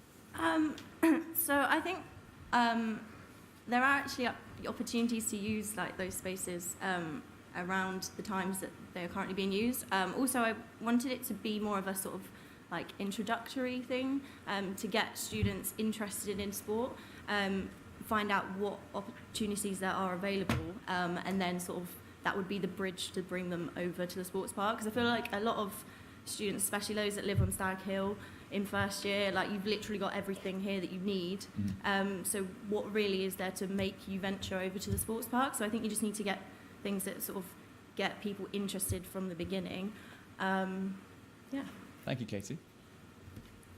Alex, you would like to work towards cheaper transport.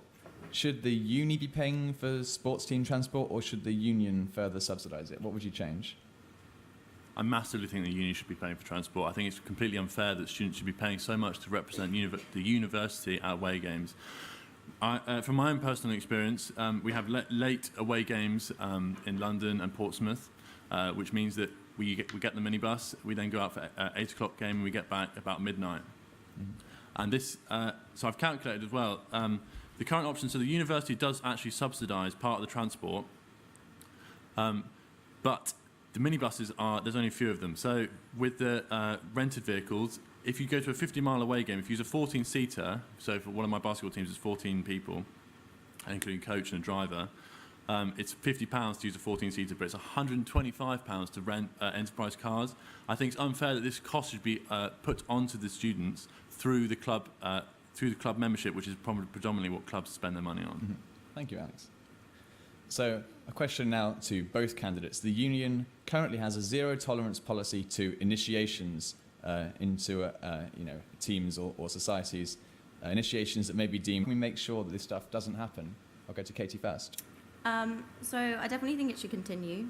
Like you highlighted in the question, peer pressure is like obviously quite a big thing at university. And especially for like freshers, you want to get to know people, you want to fit in, as it were.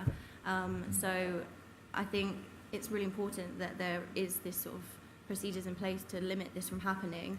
From my personal experience, I think it is working. So there are obviously certain clubs that maybe push the boundaries a little bit more than others. You're going to call any out? No. But I think I think everyone is aware of that, so it is sort of not just ignored, as it were. Thank you, Katie. Same question to Alex. Yeah, I do think some clubs take it a bit too far, and personally I think it's a bit ridiculous. I don't understand why we can't just have a few drinks with our friends. I think that the university the union should continue their policy, and I just don't see why we can't have fun and include people at the same time. Okay, thank you, Alex. I'm going to take a question from the floor. First hand up. Can take a question. Ali has a question. Oh, the mic's not on. Hang on. Wait a minute. Someone tell me. Hello. There we go. Oh, it's gone again. What would you do as cost of joining sports clubs? So that's including sports park memberships and club membership. Okay, so I'm going to repeat the question in case people at home didn't hear. What would you do as Team Surrey Chair to decrease the cost of joining sports clubs? Okay, I will ask Alex first. Sorry, including sports park membership and club membership. Including sports park membership and club membership. Okay, so for sports park membership, I think you want, I think that having different membership options so you can literally pay for what you want and what you can do, it will directly impact on student participation. And in terms of club fees are generally paid towards transport for all clubs, and there is a sort of lack of understanding of where that money necessarily goes. And from my own personal experience of my club, that you don't actually know how much you're going to spend on transport, because you could be paying one week £125, the next week £50. You don't actually know, and also from cup matches, how many games you're actually going to play. So you need to have some sort of contingency in your budget. So to reduce that, if the university could take upon themselves that cost in some capacity, it will reduce the cost for members. Thank you, Alex. Thank you. Katie? So I actually think the sports park membership for students is actually quite a fair price. So I did some research on the actual public membership costs. Obviously, knowing it's quite a lot more expensive, I didn't realise that it's actually £67 a month for a full access, which works out as £804 a year, and we're currently paying £235. So when you look at it like that, I don't actually think we're being sort of ripped off, as it were, because you've also got to like take into consideration all the facilities that we have available. But then saying that, as Alex mentioned, the public memberships have different options. You have full access, fitness only, swim only. So I don't see any reason why that can't be incorporated into student memberships. And then in reference to the individual club membership prices, I think they are worked out from like a personal experience. They are worked out that they have to put the price at.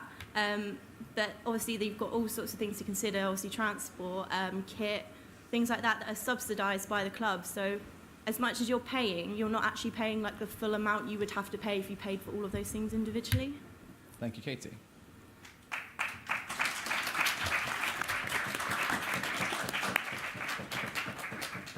There are many more societies than there are sports clubs, and yet the Societies Awards is kind of a smaller, less of a big deal event than Colours Ball. Why not merge Colours Ball and the Society and Student Awards into one event?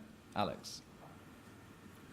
I think from individual teams, I think you make friends on other teams. I think societies, in terms of Team Surrey participation, especially for Bucks, slightly leaves out room for societies.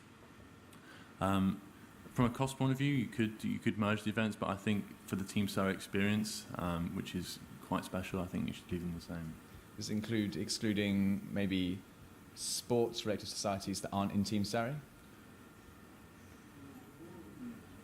The sports park membership that the sports clubs pay goes towards budgets for those clubs. So volleyball do not pay a sports park membership, meaning they do not get budgeted from the Team Surrey budget. I think Colours Ball, it's a social event. I mean, everyone has a good time, so I think volleyball will come along. That's fine. Okay. Thank you very much. Katie? So yeah, obviously Colours Ball, as it stands with just with the sports clubs, is quite a sort of like sought after event to go to, and there aren't necessarily like the tickets available that certain clubs want there to be. So as it stands, if you were to just merge like societies and the current Colours Ball, I'm not sure that would necessarily work, because you then have to be limiting the sports clubs. Potentially, could you like create a new event that would bring like the societies awards and the Colours Ball together? But I think it's to do with like the size and capacity really of the venues, because there's just so many students that are involved in different things. And the same question, if there was a sports-related society that isn't in Team Surrey, should they be invited to the event? Yeah, I don't see why they shouldn't be able to go. Obviously, sort of the focus of Team Surrey is participation, so if those clubs are participating in sport, I don't see why they should be excluded from like the sports awards. Thank you, Katie. I would like to point out that volleyball is in Team Surrey. I think maybe you may be thinking of dodgeball or something similar. Oh, yeah, yeah. Volleyball is in Team Surrey. Okay, yeah, fair enough. A few more points from manifestos. Committee handovers to prevent sports clubs from going dormant. Does this really ever happen, or how will your procedures help? Well, obviously, like the dormancy would be like the extreme. But I think as it stands, I mean, I've been on a committee for 2 years, and then that's helped in terms of the fact that I've been there for 1 year and then able to sort of have some knowledge to carry on into the next. But that doesn't always happen, and I think for so many clubs and societies as well, actually, you sort of hand over. If you're not necessarily that, like, don't know the previous committee that well, it can sort of just grind to a halt and you feel like you're starting all over again. I know obviously you hand over sort of in May, so you've got until September to really get things started for the new year. But I think if you could carry on with the success and the achievements that you've made as a club, if that could continue without having to just completely start again, that would be really beneficial to everyone. Thank you, Katie. Alex, how can we make Team Surrey kit cheaper without sacrificing quality? Should kit be subsidised for students who can't afford it, and if so, who's going to pay for this? Okay, so the 2 points, transport and player there, on my manifesto, kind of linked together. So to make kit cheaper, it is possible to get discount price. So if my plan, if I was to be elected as Team Surrey chair, is to club together a bulk order for the Team Surrey kit, preferably unpersonalised, and then a go for personalisation elsewhere. And by doing so, I can achieve about 10 to 20% discount, which has been seen so far. And so if transport costs could be reduced, it allows club budgets to free up capital that could be spent on Team Surrey kit. Okay, thank you, Alex.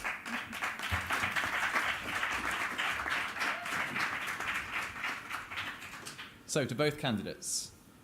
2 years ago, a motion was passed banning alcohol in the front room. This motion was subsequently voted down at an AMM.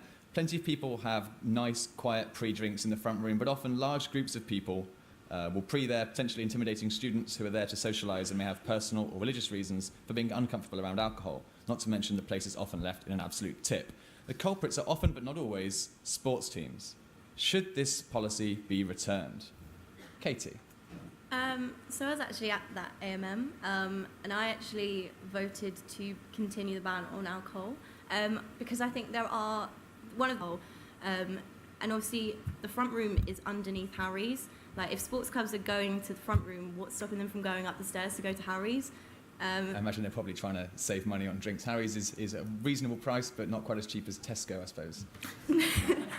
Fair point. But I mean, if you come into Harry's, you're bringing investment into the union, which is then only going to benefit students in the long term. Okay, thank you, Katie. Same question. Can you just repeat the question? Sorry. Sure.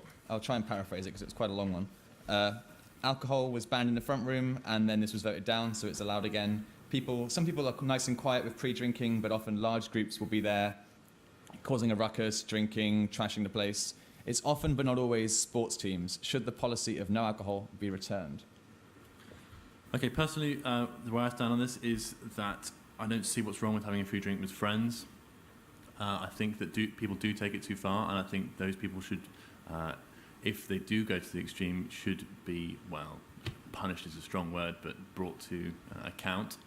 And so I believe that, yeah, you can have alcohol in the front room. Mm-hmm. Okay, thank you, Alex. Does anybody else have any questions from the floor? Over here was the first hand, I'm afraid. Go ahead. Hiya. So I think you've both got some great points, but I don't think I've seen a great deal of passion or a lot of passion today. So what inspires you, what motivates you, what makes you wake up in the morning and think you want to be the leading face of sport here at Surrey? Ooh. You know, I want to see a little bit more. It's a big question. What inspires you and motivates you? Katie? Well, obviously I'm on placement year at the moment. If it wasn't for me being part of a sports team, I would literally not be involved in the university at all. I wouldn't know many people. Sports club brings you so much extra sort of experience and so much like in happiness, and I don't think you can get that without being involved in something like this. My university life would be so much different if I wasn't involved in a sports team, and I really want to share that with the rest of the students and really get them engaged as I am. Thank you, Katie. Alex? Okay, I'll tell you exactly who I'm running for. I'm running for that person who has to go home on the last train after practice to London. I find it people find it so difficult to find the time to play sport. I find that they bust their arse to play games, to pay for transport, to pay for all the kit. They're basically bled dry during the year. Thank you, Alex. Okay. Katie, you aim to highlight lesser-known teams. So what's a problem that small teams are facing? Obviously, a smaller team, in some ways, that could restrict your funding, but it's also just the fact that it would, highlighting the lesser-known teams, I think would just increase overall participation. I mean, I feel like so many people go through school and, like, I don't know, well, that was like the main two sports. So you come to uni and you're like, oh, I know that student's on those teams. So I think then it's sort of, if you don't make the team, that can then be it. And you sort of feel like, what's the point in carrying on and being involved? So if you've got these like lesser known teams, the sports that you might not necessarily have heard of at school, you might never have played before. If you find more out about those, you might actually see that there's a lot of similarities in the sports you already know. So you already have some skills that would be really beneficial to those clubs. Okay, so we have Freshers' Fair at the start of the year, where a smorgasbord of teams, active Freshers' Fair as well. There's free sort of taster sessions, and then throughout the year we have a Team Surrey Spotlight, where a team of the month usually is highlighted on the social media. What new thing, what new spotlight are you hoping to shine on teams? Well, I actually think like the Team Surrey is really, really central at the university this year, but I wasn't really aware of it becoming like that big a thing. So I think that means that it's not being shared wide, so that people, like literally everyone knows. So it's not, you don't have to be looking for the information. It should be just there for you to access. Thank you, Katie. And if Siri could stop talking from the floor, that would be great. Alex, a similar question to you. You're from a basketball background, perhaps one of the most publicised, well-known clubs, typically the varsity finale. How can you help smaller teams? I think that very much a basketball mentality is to achieve as much as you can, and it's quite a battle. And I can see that the struggles of small clubs, especially clubs that are off campus, so off from the sports park. So what I would bring to the role is a good question. To help these teams, I think media coverage is quite important for these off-site teams, to basically spotlight them. Okay, thank you, Alex. I'm going to ask for another question from the floor. This question here. Here we go. Can I get the shout box over here, please? Where's it gone? Oh, someone's still got it over there. Whoever has the mic, throw it over here. Yeah, just shout.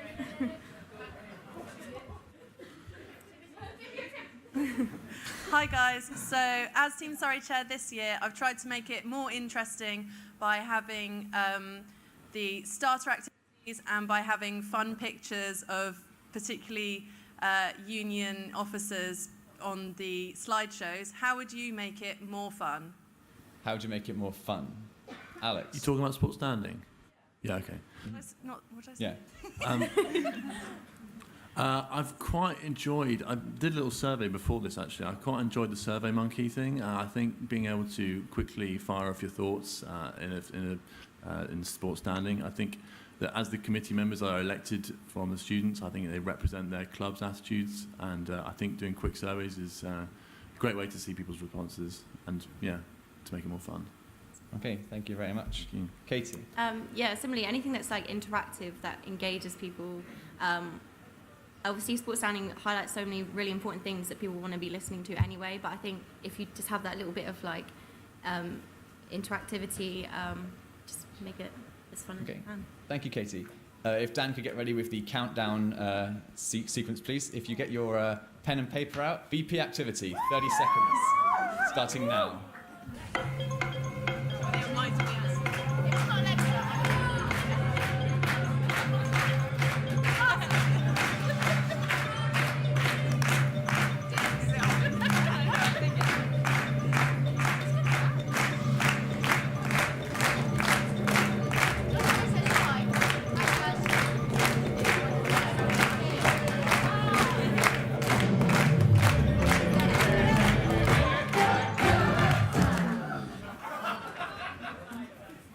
Alex. Okay, so I've put, I'd like to take question time, but from going around this last week campaigning, So similarly, I'm a little bit torn. I'm waiting to hear from question time, so I've gone for sort of Alexa and Sean, but we'll see what happens later on. Most of mine, it'll probably be Alexa. Nice. I would like to ask, you've seen each other's manifestos, I'm sure. What questions would you have for each other as candidates? So one question I actually did have. So currently in their third year as being part of the university, I've purchased from two different suppliers. So Surreyed and now PlayerLayer. So if you really want cheaper kit that much, would it mean? Fair question, Alex? I'm not necessarily suggesting fully cheaper kit. I think that at the beginning of the year, if we can negotiate a good discount, I think that's a good place to start in realising my vision that everyone would be able to an experience of Team Surrey. Cheaper kit. Do we have to invest in more kit? No, I think another. Yeah, no, I get you now. I think value for money is quite key. I think that they've been so poor on distribution and also personalisation. I think value for money is a very good place to start in gaining value for money, basically. So as in making sure that they can distribute the stash on time. Okay, thank you, Alex. And have you got a question for Katie? I did, but I've just actually forgotten it. Can I have a moment, or? I mean, sure, but I'm not going to put a soundtrack behind you. You're going to have to just you have to sit in silence until you've got a question.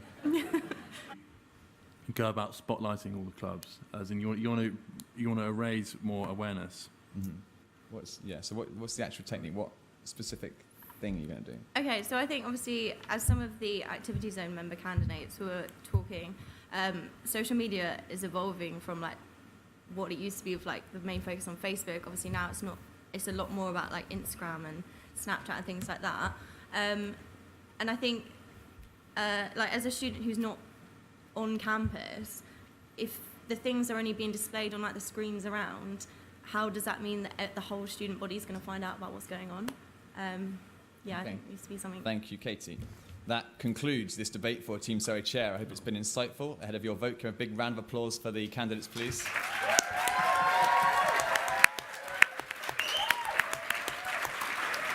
Voting opens tomorrow night after the presidential debate. Please stick around for Society's Exec Chair in about 10 minutes' time. But for those of you at home, over to Alan in Pundit's Corner. Goodbye for now.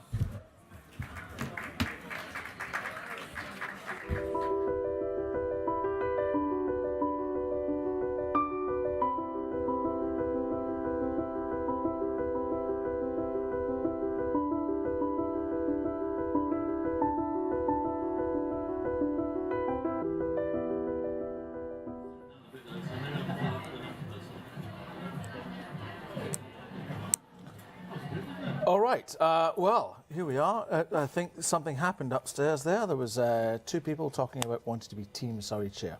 Now, it doesn't have to be A or B. Don't forget, in every student union election, and don't read into too much as to why I'm saying this now, you always have another option, which is reopen nominations, none of the above. And that applies in every one of the elections. So if Ron wins his own position, everybody underneath Ron is knocked out. If Ron wins in one of these individual elections, then clearly there's a by-election.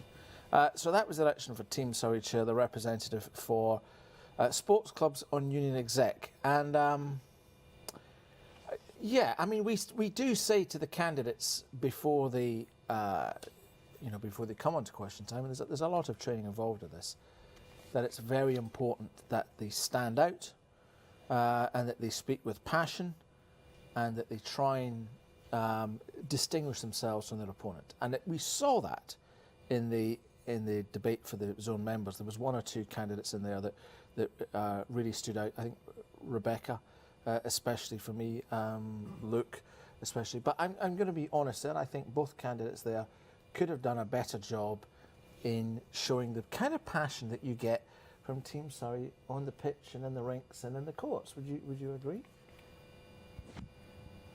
Yeah, I think they were both trying to stick to their facts. I think they've both done a bit of research, so they were trying quite hard to stick to their facts. Yeah.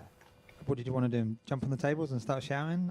Yes. What were you looking for exactly? Actually, yes. Because I think that there's a real danger that student representatives get drawn into a trap of trying to solve problems that they perceive exist. In other words, rather than just saying there needs to be more facilities available in SSP, they start going into the mechanics of trying to say, well, if you move this here and that there, and we could do a few less public and a few that public, they're trying to do your jobs for you.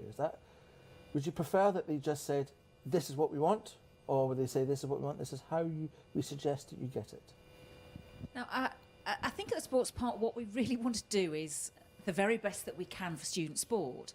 And we've tried very hard, certainly in the last 2 or 3 years since I've been around, to provide the services that students say they want. So the This Girl Can campaign, for example, the close down of the sports park on a Saturday night, that was absolutely all about delivering to what the young women at the university said they wanted, a safe environment in which to feel comfortable taking part in physical activity. So we are all for hearing the students' ideas.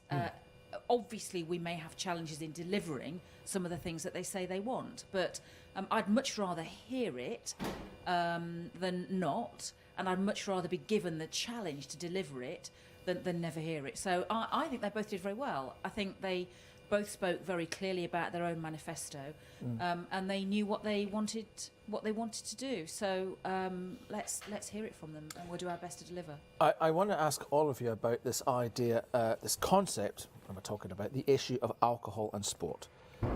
It's something which there's been a historical link, and even the front room came into it. I mean, when we first opened the front room, it was alcohol-free, then allowed alcohol, and it have to be said, there was an awful lot of damage and vandalism.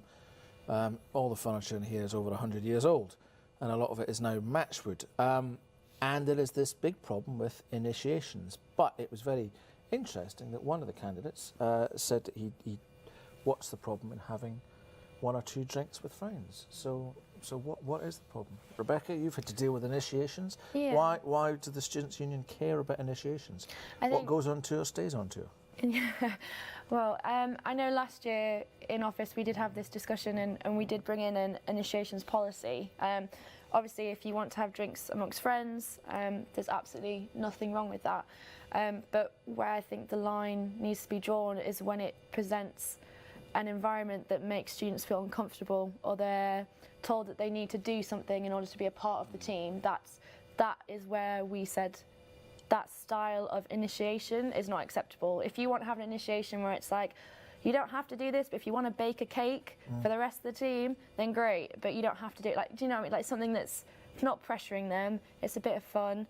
But when it comes to this sort of atmosphere where it's like, you know, you hear stories at different institutions, that's not fun, and it puts students off of being involved in activity, and that's where it's not okay.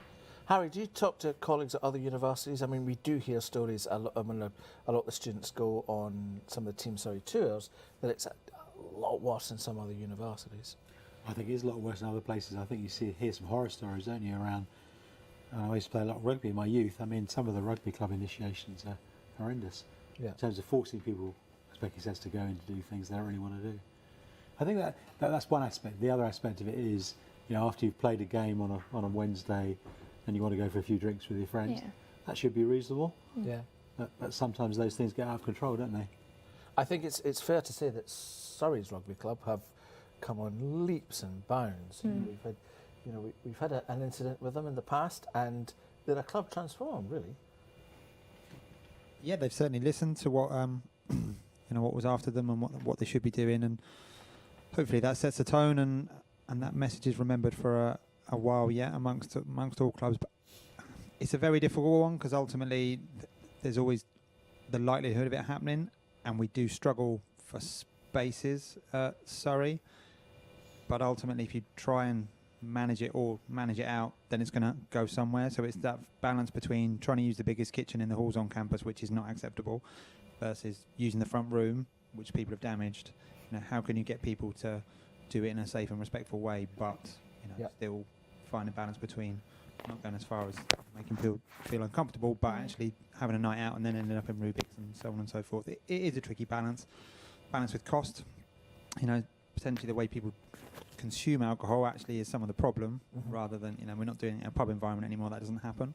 It is drinks from Tesco's, etc. Actually, so that leads you to drinking in spaces that are not built for. It's not a bar where people are drinking. They're just looking for large spaces, of which there are not many in Surrey, on campus rather. So therefore, it becomes a bit of a challenge. Karen, what is your your opinion or your view of the tradition of initiation ceremonies and the connection between alcohol and sport. This is a really tricky one. It's not just a university issue, it's a societal issue, it's a sport issue, and it isn't just limited to what we see and witness in this environment. I'm part of the BUCS National Inclusion Group, and its remit includes this whole area of bad behaviour around sport, and there's lots and lots of ways that that universities and clubs internationally as well as in the UK try and deal with the whole alcohol and sport issue, and lots of good practice from around the world. In Australia, for example, there's an initiative where sports club captains are initiated themselves in a better way of dealing with drinking around sport. So learn how to change, or they're starting to bully, or the atmosphere around drinking is getting out of hand.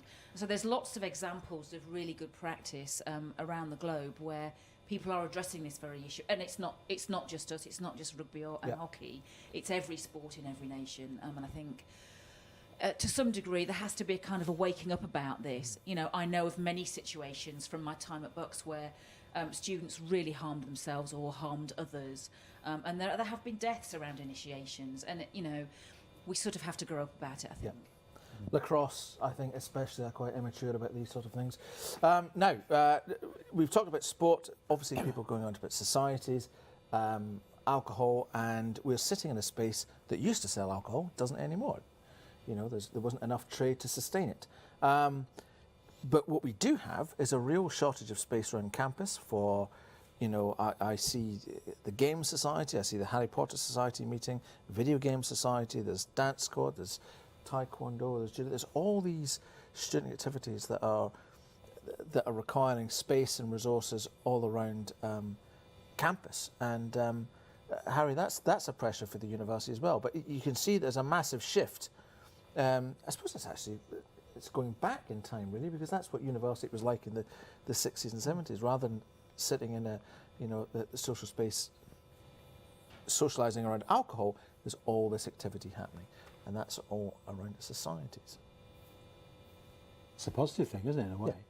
Because it's not just about drink, is it? It's about doing activities that.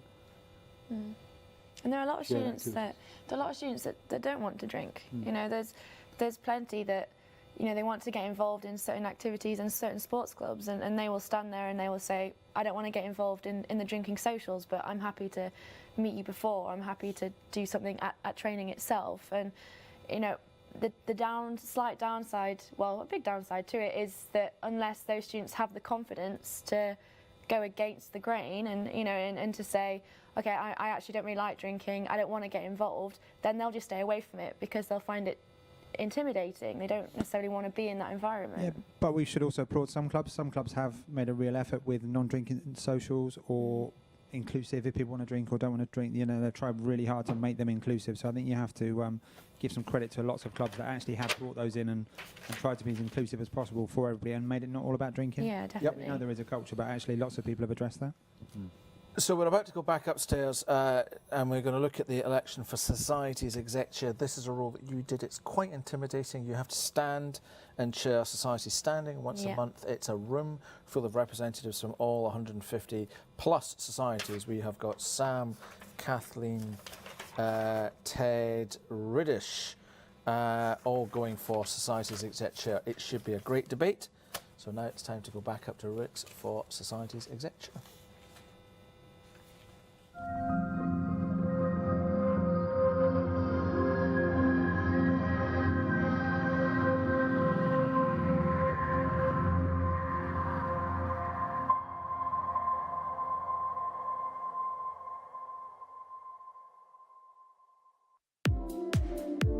We are your Students' Union.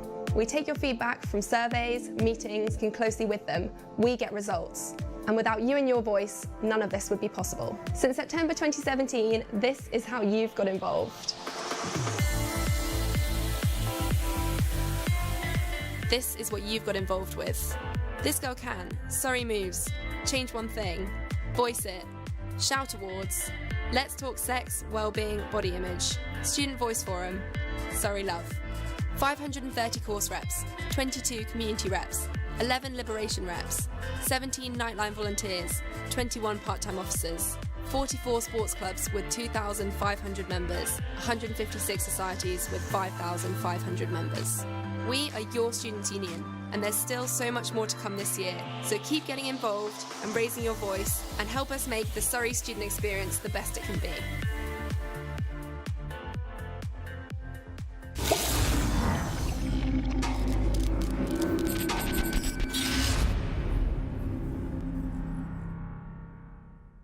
Solomon Milides.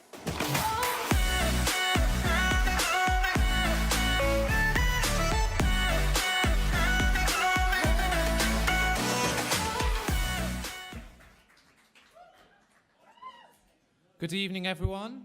We're about to go into the Society's chair debate. Before I get that, I'm sure everyone can see my suit. I would like to point out this is not mine. This is my housemate's. He's an ex-Surrey student, so blame him. That's Alex. I would never be seen owning something this hideous. Right, if you could give a large round of applause for our candidates, if they can join me on the stage, please. If you wanna put it on me, you know me, on me. You got to pull up. If you wanna do it freaky. Hoping that the Skype feed is live. Can you hear me okay? Yeah, I can hear you perfectly. Fantastic. Okay, what we're going to do then is the preset question. As always, we'll go from my right to my left. I will read out the question. We'll have some manifesto-specific questions, and then there should be, because there's less candidates and it's slightly longer, there should be more time for floor questions, and I'd love for everyone to get involved. There are well over 150 societies and 44 sports clubs. Shouldn't societies get more funding than sports based on the numbers? So, if you'd like to start on my far right and introduce yourself. Currently in Barcelona, and I study biomedical science. In terms of the question, I believe that it should be not based on numbers, but more based on the needs of each society and sports club. So, for example, sports clubs, their equipment is often more expensive than, say, your average society, the equipment they need for the society. Taking, for example, CAFSOC, which I was a member of last year, looking at their budget, they use, according to their annual forms, which you can look up on the Surrey Union website, they only use £60 compared to, say, a sports club that may need more money just because they have more activities happening. Also, a lot of societies use their own funds. For example, Musical Theatre Soc. I was social secretary of the MT Soc last year. We didn't actually use any of the union funds because we had our own funds, which we raised through our shows and through a number of crowdfunding initiatives, which links back to my second point of my manifesto, in that there needs to be more awareness for the societies and able to actually know the best ways to enable them to crowdfund the money if they can't get that money from the union. Okay, thank you. Right, so hi everyone, I'm Ted. I'm a second year electronic engineering student. So when I saw this question, first thing that came to my head is I have no idea how Team Surrey funds itself. I'm a societies guy. So what I did is I went on the website, and you can guess what happened there. So I wasn't able to find what I needed in order to be able to see how exactly do Team Surrey clubs fund themselves and why do they need money. What I did find was a 2010 presentation that trains treasurers for clubs. The way I see it, the question itself is invalid. It's like comparing apples and oranges. Team Surrey clubs need money for various things, whilst societies need money for events, usually. statistically speaking. We have 170 societies. Most of them do not need the money. What I've seen, right, I run 3 societies, started one myself. The money that we need, we get as a society. So I don't think that we need any more money just for societies. It's done on a case-by-case basis. I think that works fine as a society, and I don't feel that any societies feel that they don't have enough money. There's the annual fund, there's the budget, and there's own funds. You can get the money if you need it. Okay, thank you for your answer. Sam? So echoing what Ted said, I think there's 2 sides to this question. One side is kind of on the philosophical side. Do I think societies should get more money than sports clubs proportionally? There's the other side of, could I actually change that if I believed it? Tackle the second point first. They are funded completely independently, so there's not much we can really do about it. I, of course, would love societies to have more money. If I could make money appear out of nowhere, I probably wouldn't be sitting on this stage. Ted is absolutely right in the sense that a lot of sports clubs certainly are. Just a few stats throw out there. In terms of what was requested and what was actually given to sports clubs and societies, 68% of what was requested by sports clubs was given, where that's only 54% for societies. So there is a slight disparity there, but as I said, I can't actually do anything to tackle that as is. I can just recommend that societies look into things like sponsorship, crowdfunding, annual fund, etc. So that's my answer. Thank you. Okay, thank you.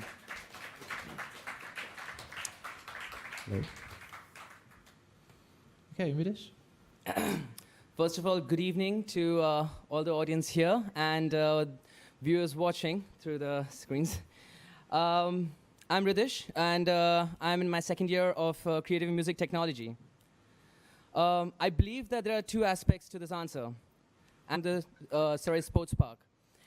And due to which, I don't think the union should have a problem to provide the same amount of budget that the sports clubs get for the societies, per se.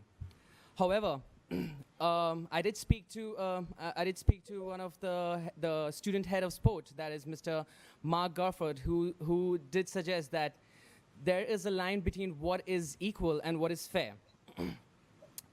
Morally speaking, the societies, being a greater number, should receive larger sums of budget throughout the year. But and also the union has spent about over £40,450 on society's budget. Societies receive a minimum of £50, and certain surplus is reviewed carefully later. But there are certain exceptions like Stag TV and Stage Crew who do require expensive equipments and installments. So this essentially services.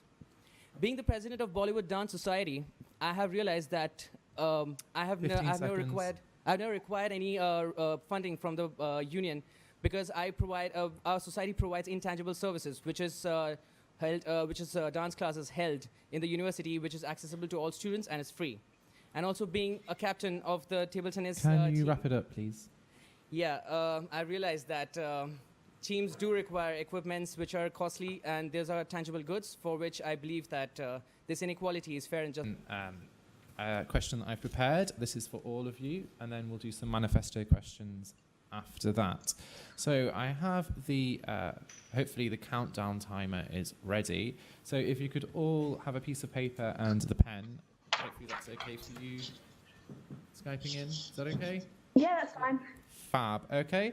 So what I'd like to know from you, if you would please, is which society would you remove and why? Countdown, start please.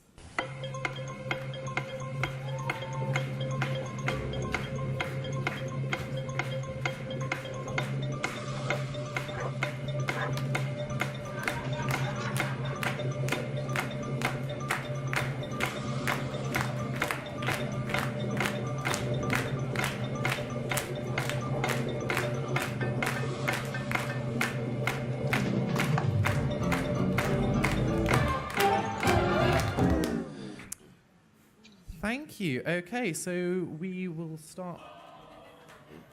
If a society has enough members to turn up at its AGM and vote a committee, they have enough people passionate about that thing to make it exist. I just cannot answer that question. It's wrong that you should be able to get rid of a society if people care about it. Yeah, but this is hypothetical and I want an answer. So can you give one, please? No. You're refusing to give me an Yep. answer? Okay. Absolutely, categorically.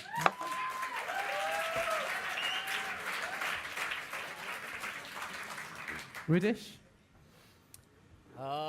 Now, if I kind of repeat his answer, it would kind of look cliche, but yeah, no, I don't believe in any society getting out, to be removed, because there are already societies going to dormancy. My society itself, before I became president, went dormant. And to be honest, it is for students to, increase, societies are in this university for students to belong to. And I believe that even the smallest of societies do have that group of people who connect with each other, who, feel belonged and find people who have similar. Okay. Okay, Kathleen? None should be removed. Basically going on what Sam and Ridish said, that if there is a need, then they were saying earlier tonight about the need for societies and sports clubs to be there in terms of especially mental health as well. How I would have gotten through December and January. If I don't want any person feeling in that way, if their society isn't there, then they should be there to help if that's what they need. So no society should go. Okay, thank you. And if we go to you, please, Ted. Right, so, none, sorry. I'll tell you why, though. All societies that exist, that have been ratified, have been democratically, they've been ratified democratically. That means that they got 50% of whoever was in that last society standing to vote for them to be a society. Afterwards, they had to do an AGM, and they had to prove that they have the members and they have the people to run this society. So if a society already exists, then to exist, it meets those criteria. And the criteria are there to prevent society that shouldn't exist from existing. So if they meet the criteria, who am I to say that they shouldn't exist? Okay, thank you for your answers. I'm disappointed nobody answered it, because as officers, you have to be with all of you. But thank you for answering. Is that a decision that an elected officer would ever have to make? No, but it's one that I asked. Can an elected officer tell me, is that a decision I would have to make? No.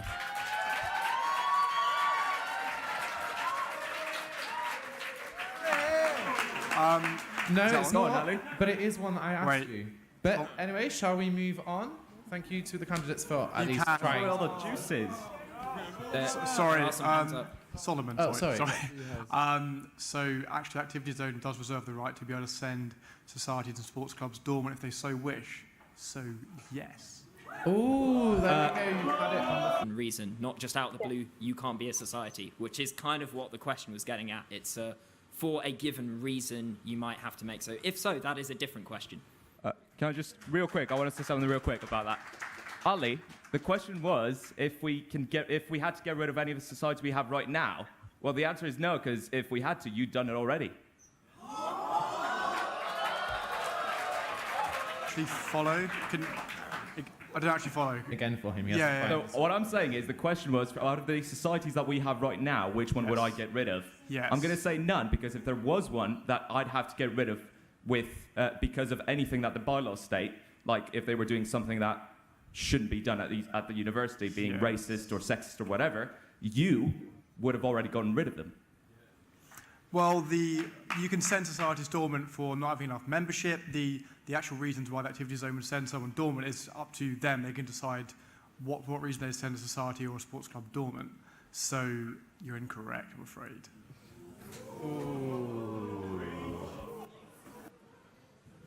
We've got the bylaws here, don't we? Yeah, we have the bylaws here. You want to read them? I mean...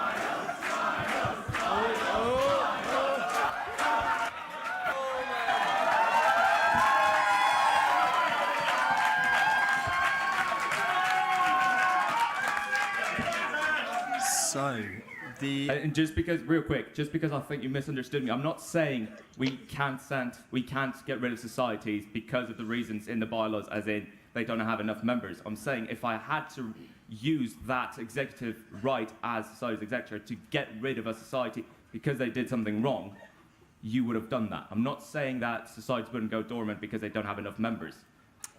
So I will simply clarify. I'm not going to jump in and have an argument with everyone. What we've brought in this year says that it is at the activity zone discretion to send a club or society into dormancy based on whatever their choice might be, whether that's lack of membership or whether that's lack of participation. It's at their utter discretion. So it's nothing to do with a set rule. It simply says that should they choose to send a club or society into dormancy for a given reason, it is their right. Thank you. Thank you. Okay, so moving on, let's have some manifesto questions. I'm going to start with Ridish and move that way. It says that you're an architect. Can you please elaborate? Okay, this is quite a... All right, so yes, I am an architect. And As in you have the 7-year degree to be an architect? to be honest and to be exact, a 5-year degree that has been accredited from Pune University in India.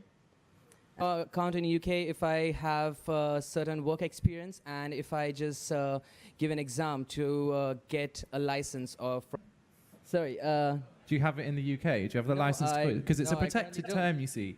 So there's certain things like a dietitian that you can't call yourself unless you actually. Oh no, I completely agree. I am an architect. I know that, but that's not something I want to pursue. But I have the degree to pursue architecture and work professionally. Well, again, that was just a side point, but thank you for clarifying. That's fine. Actual policy question then. Whilst there is absolutely wonderful alliteration in the Cultivating Community Committee Chemistry, fantastic alliteration, I have to admit. What actually does it mean, and what are you going to do with that? So I'm not going to point out any names, to be honest, but I have been part of the Indian Society for about 3 years now, and I have experienced the committee chemistry and past, and it has created different different clashes between the committee members. So I really would, if I was to be elected, to have encourage more committee committee activities like committee sporting and interactive events that could actually build a chemistry between the team beforehand in the beginning, so there are less problems in the future. Because sorry, I'm just going to interrupt very quickly. Do you mean, just for clarification, do you mean that being all, like that would be an event for all of the society committee, or is that just for, let's say, I don't know, the LGBT? They have to do one for themselves. Just some clarification. No. It's going to be events for all committees, like perhaps a sporting event where a single committee and develops personalities, and also does encourage the committee members to work together and understand each other to work better. Okay, great. Thank you very much. Sam, so let's bring up your manifesto. You talk that you want to have workshops at the start of Society Standing. So I've been to Society Standing. It is incredibly long, like really long. I'm sad, and I actually really enjoy being there, but I can appreciate that quite a lot of people that go to Society Standing aren't that enthused. So how are you going to make sure people maintain interest that go and don't walk out if you're having these workshops at the start? Good question. I've been to SOC Standing for the last 2 years, and I can confirm some of them are really... I want to clarify, I'm not talking about like a 2-hour-long workshop. I'm just talking 10-minute brief things. So earlier in the year, some of you that attended may remember Katie brought along someone from ALS to talk about things like inclusivity of members that you might not realise might need extra support. Really, ITs give them information they might not know and advice on things that will benefit them. And the hope is that being 10 minutes, it won't detract too much time from the event, and it will give them enough valuable information that it's totally worth it. Okay, thank you, Sam. Ted. So, you say here you want to produce a booklet. That's what it says in your manifesto. Yep. Point 1, train. It is. As I said to the activity zone candidates, that's actually something that the current... I've got the draft. Okay, Yeah. so what are you wanting to do that's Okay, different to so- what they're already doing then? I'm not really sure I follow your points. Yeah, So please elaborate. that's fine. That's why we've got question time for me to clarify. So, here's the thing with the booklet that already exists. I love it. It's 18 pages long though, and it's not what a. So I run 3 societies. I have experience seeing what it means to get a position out of nowhere, and having to, or even having to start a club out of nowhere, and trying to do this with not enough information. So I love the booklet, but I think it's a bit, a lot of points, which in my opinion should be split into sub-booklets. So yeah. Just to clarify, instead of one book that people have to read, they're going to have to read 4 or 5. Yes, because each booklet is for specific purposes. So, running an AGM, different booklet. How to start a society, different booklet. You shouldn't have to read what you have to do in 2 years, or sorry, in 1 year at your next AGM when you're trying to start a society. It's irrelevant information. But can't you just skip through the book to get to it? No. Okay. Fair enough. Okay, here's the thing. I'll tell you why. When you want to start a society, a lot of people, and I actually found someone in Harry's part that said, I'd like to start a society, but I can't be bothered to. You don't have the time. We're students. We're limited time. We need something that literally says, start society, 1, 2, 3. This is how you do it. I don't have the time to read an entire booklet on how I start, what to do with the society. Sorry, maybe you didn't understand. Can't you just skip to the relevant chapters? Just one. Add one of those then. Add a table of contents. Okay, fair enough. And if we move on then to Kathleen. So you talk about the activity calendar within your manifesto, just bringing it up, that you want to keep the activity calendar up to date and include deadlines for societies to sign up to union events. Are you aware that that is actually the responsibility of Jodie? So did you actually check your manifesto points with either the society chair or the current VP? I did not know that. I was not aware that this was a job, but what I have noticed just going online is that onto the activity calendar is that some of those things aren't true. So, for example, every Sunday that's listed on there, there's Catholic Mass on campus. That isn't happening anymore because the Quiet Centre is currently under refurbishment. But say someone who didn't go regularly and wasn't signed up to the emails from the chaplain wasn't the case. And also, speaking to committee members, they feel like the union, what they're doing is great, but they feel it's very unclear when they need to sign because they don't know when the deadlines are. Yes, they might get an email, but when you're in a committee, the emails that you get in a society, you get loads every week, some that you just don't have the time to filter through.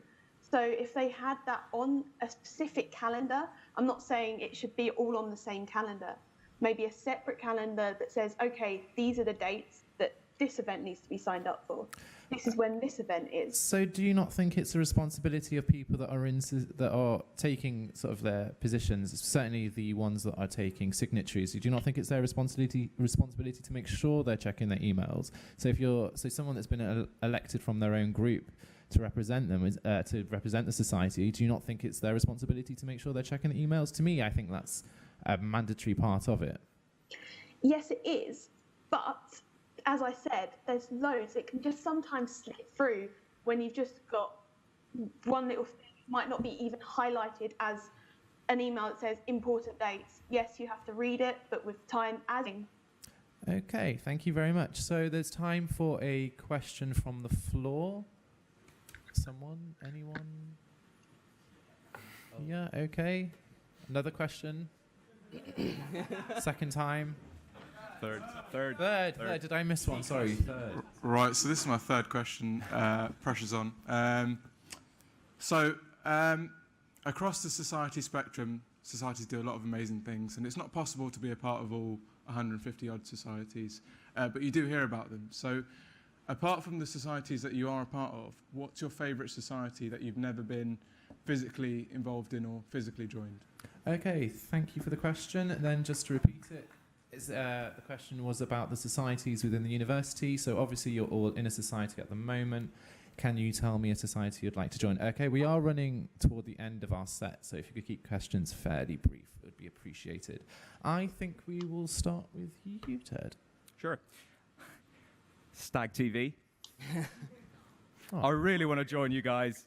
Don't have the time to do that. You just come along, join the Facebook page. It's great.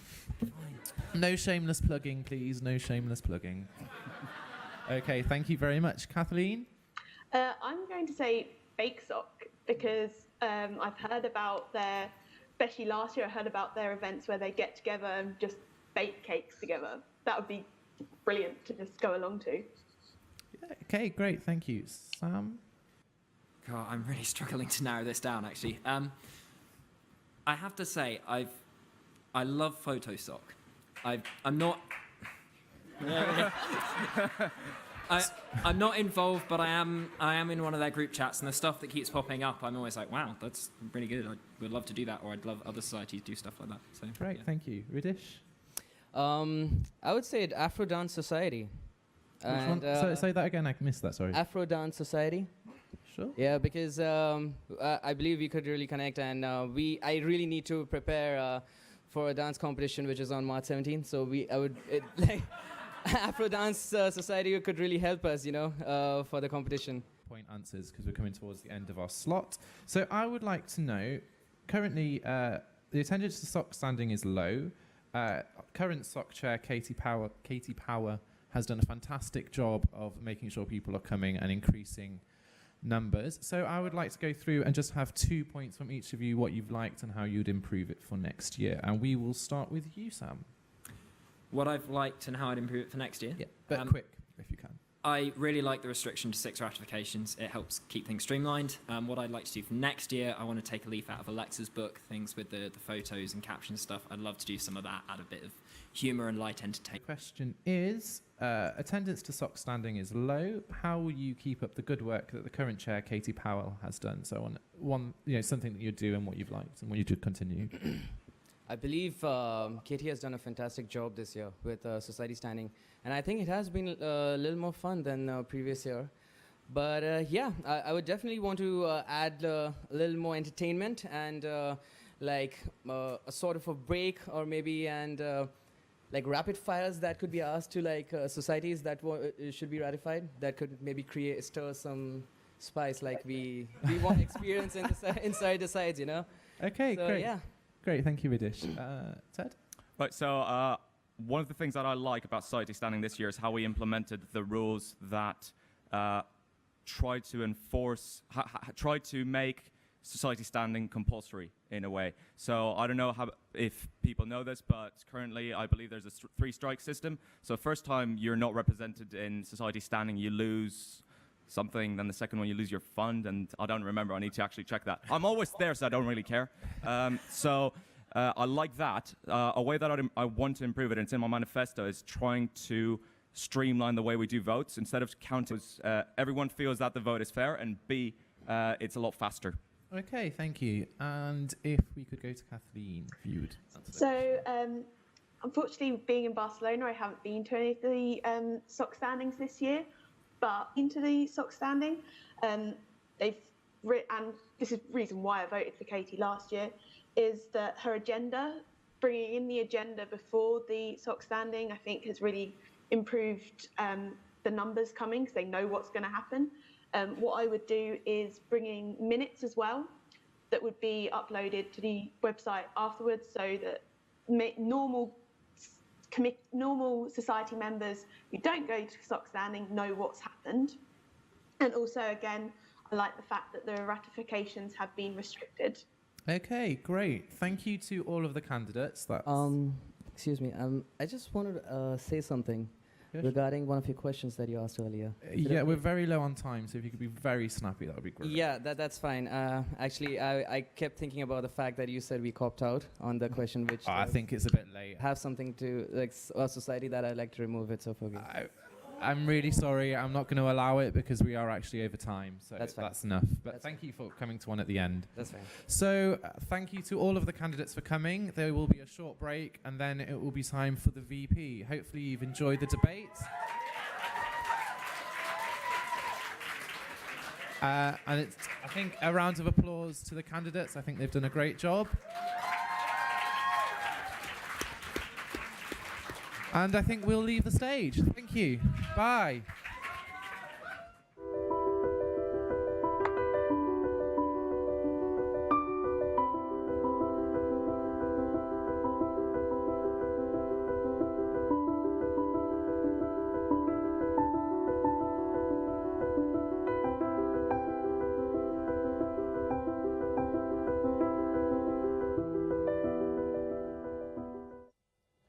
Well, there we are.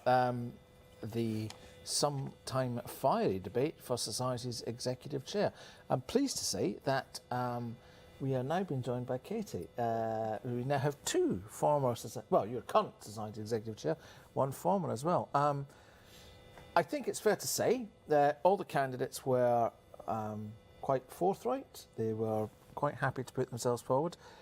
I think perhaps what many of the people watching this won't realise is that when you're standing in front of Society Standing, you really have to be able to control that audience.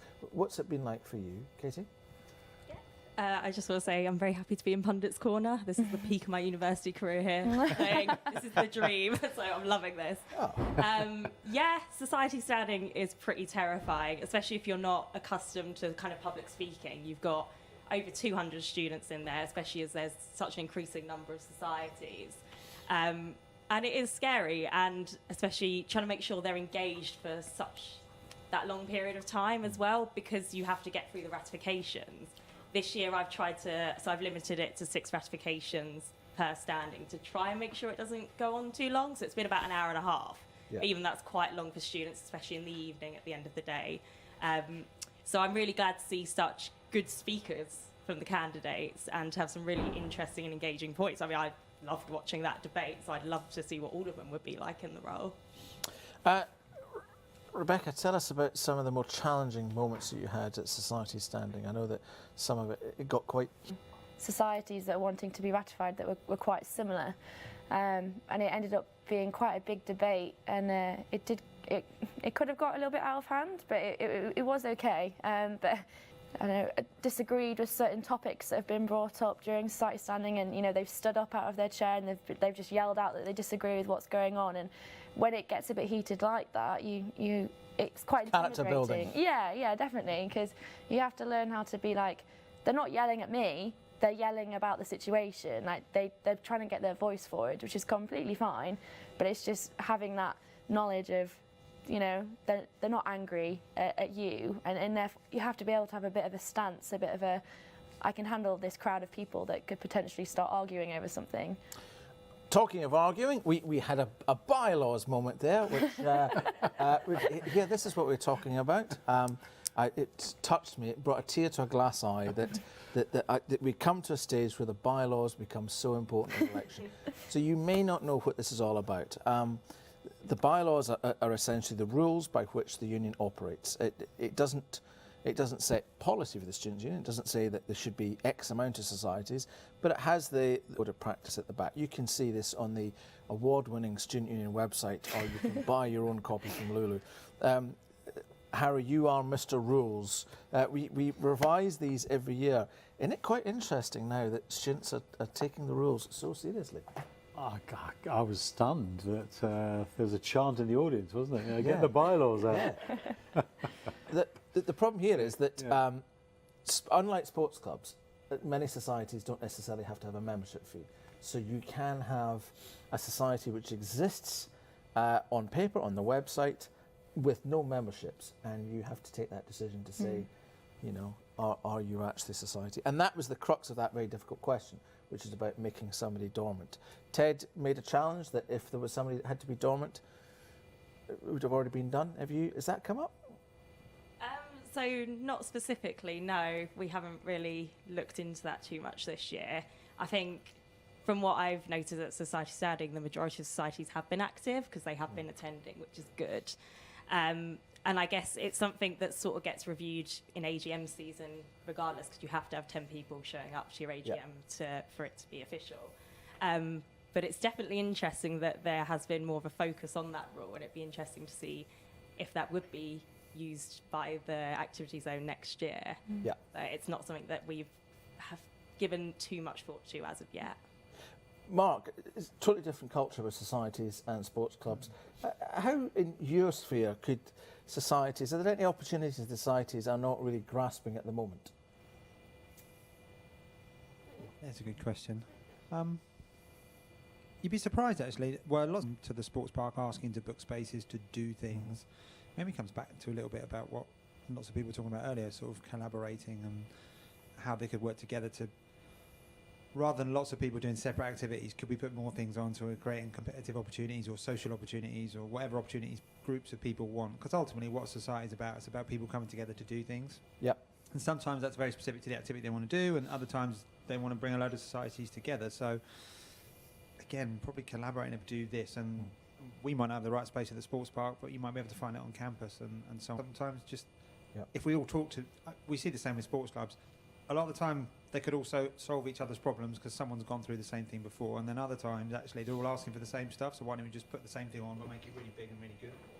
That's probably what people could be doing. The other thing that's shown the growth in societies, and actually I will tweet this link out, I'm not entirely sure what the permissions on it is, but you can look on our website and see the accounts of money. Yeah, I remember last year we would have to look at how much was in each account for money, and as part of the way that we'd have a look at how much they needed it, we would say, well, you actually have, you know, £1,000 in your account already. Why are you asking for another 500? Like, what is this money for?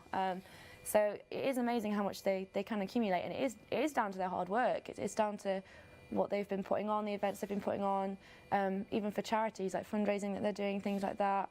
They work hard to get it. There does have to be a slightly fine line though, because certainly from a sports club point of view, maybe societies operate in a different sphere, but some of them charge membership fees and maybe don't use all of that all the time. Yeah. And actually, who's keeping a check on the value that those clubs are giving back from a club point of view? I can list the things that a Team Surrey membership goes on, you know, your training space, etc. All of those things, coaches. Actually, if you've charged me £60 to be a member of Club X, what am I getting for that £60? And all of a sudden, as Becky said, and Ali's had a look through some clubs the other day, there's £2,000 sitting in their account. What are they doing with that? Is that being returned to the members, or are we just doing it because we're hoarding? And I have just tweeted out on the SurreyDecides hashtag the link. You have to be logged in. Forgive me, I'm not exactly sure on the permissions. I don't know if you have to be a signatory to see it, but you can look at every club and society's own funds. Right, we almost have to go upstairs. Very, very briefly, as you will. I think we're lined up for a really great debate for VP activity. The crowd are warmed up lovely. I think we've got some fantastic candidates. What do they need to do to stand out and win? Passion. Oh, I was going to say the same thing. You've done it. You've won. Yeah. What did you do? What was the secret? I was just dedicated. I really wanted it. Like, I showed why I really, really wanted it. Yeah. Yeah. just be a bit more novel. Just, you know, bring your ideas to life. You've all written a manifesto, like take a bit of Harry's passion, but show how that's going to be implemented, not just read your manifesto out and kind of take it off the page. Katie, what do you want to see? Yeah, I want to see them sort of continuing the great work Ali's done this year, and obviously Becky did in the past, but also bringing something new and innovative as well to the zone. Join us after the debate for VP activity. The chairs will come down and we'll have a little bit of a chat and a wind up and a debrief. In the meantime, it's time to go back upstairs to Rubix for our final debate of the night, the debate for VP activity.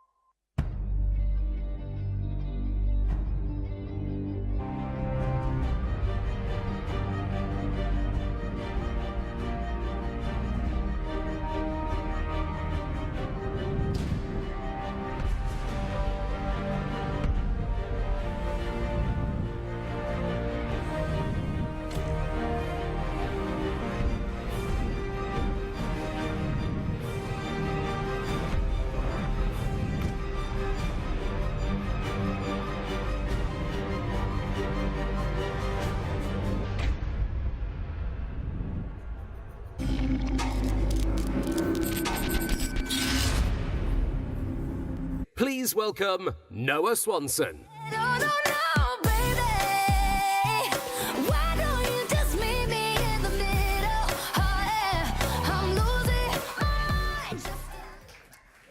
Good evening, ladies and gentlemen, and welcome to this evening's debate. For stage, I just wanted to remind you that the activity zone isn't, which involves activity, events, volunteering, as well as candidates to the stage.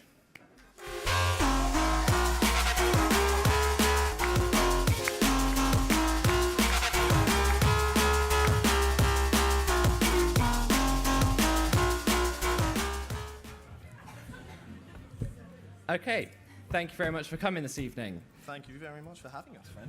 Yeah. So, before we begin with the preset question, do you want to just quickly introduce yourself, starting on my left? Hi, my name is Alexa, and I am a master's student studying civil engineering.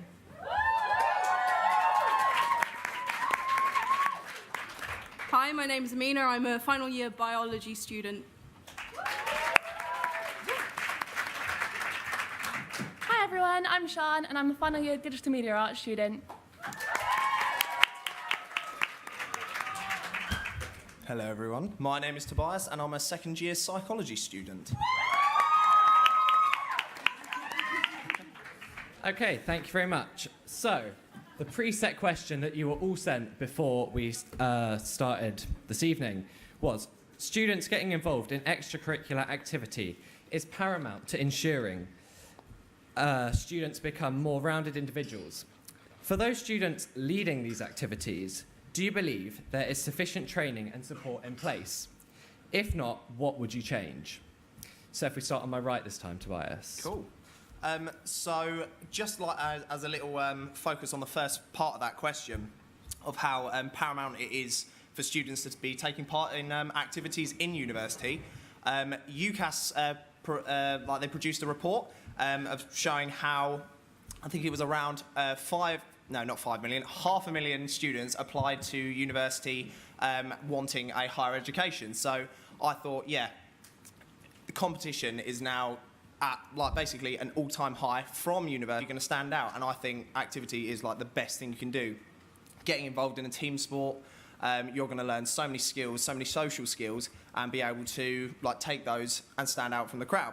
So, one key thing that I think has been set up in recent development is I doing set all up that. the Team Surrey conference. Exactly, yeah, exactly. So phenomenal job there. And I think that's set an incredible foundation for helping people change over the systems. So I've spoken to a few different university societies and different clubs and things like that.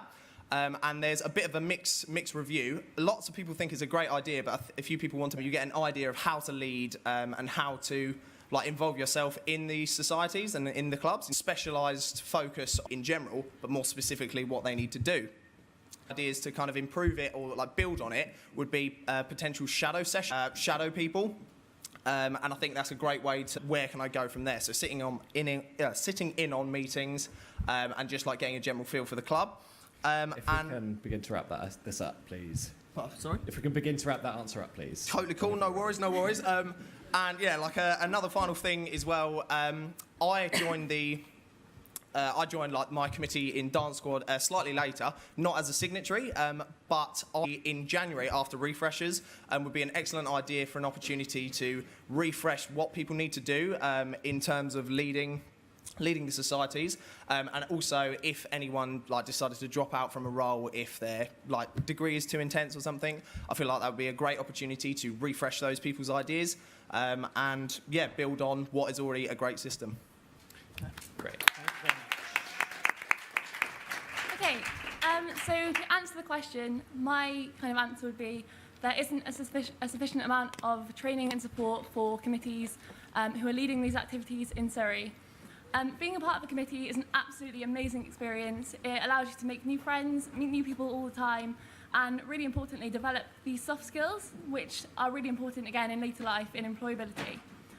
I've been on a committee personally for 3 years now. I'm now the president of the Dodgeball Club, and that might be the case, but I still really struggle personally with my confidence and with public speaking. So as you can probably imagine, this is incredibly scary. But yeah, so I know that I'm not the only person in that boat. A lot of people kind of feel that. So what I would love to provide would be opportunities on building leadership skills, public speaking, communication and teamwork. And I would love it if you guys came to me if I was elected with your ideas. And something that I mentioned on my manifesto would be that I'd like to kind of have training sessions with using university services like ALS, and also with societies like MindSoc and AutiSoc and LGBTQI+, to kind of run sessions on inclusivity and diversity for committees, because there is not a single student in this university who should ever feel like they can't get involved in an activity at Surrey. Thank you. I think in terms of raw amount of training and support for committees and those in leadership problems, that's not the problem. We've got the conference website which can and cannot be accessed at different times of certain years. It's the idea of what's underpinning our, the rudimentary things you need to keep a society going. But when we question a more rounded individual, as this question asks, you have to kind of think what's behind that. No one calls himself a well-rounded individual. That's an end process. It's introducing support and training in our union that invests in committees on specific skills that they can adapt to their own context, as Sean and Toby have said. Things like public speaking, conflict resolution, leading, team building, things that you can invest in as a person. This links to the manifesto point of student identity, not consumer identity.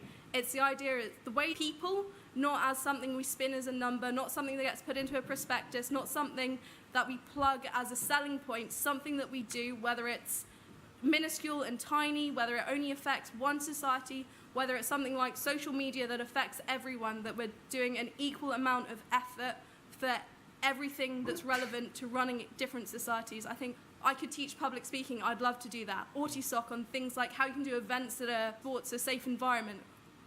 Reinvesting in students, celebrating what they've got, and making sure the training that we're doing is linking to identity and developing students, not just developing a net abstract idea of what a society should be or what a sports club should be, but what actually it means to its members to run sustainably, successfully, and autonomously.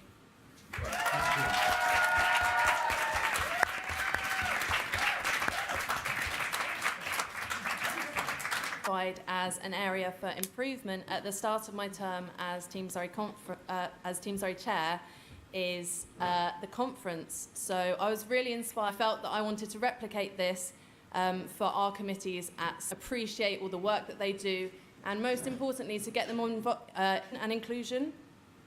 So the Team Surrey, with all of the zones having an input in their sessions, the feedback was overwhelmingly positive, with 94% of respondents saying that they felt come from it was that the collaboration due to networking opportunities that this conference mentioned yet was also run because Ali felt that the Team Surrey conference was such a successful idea. Feedback that I've seen from that was also very positive.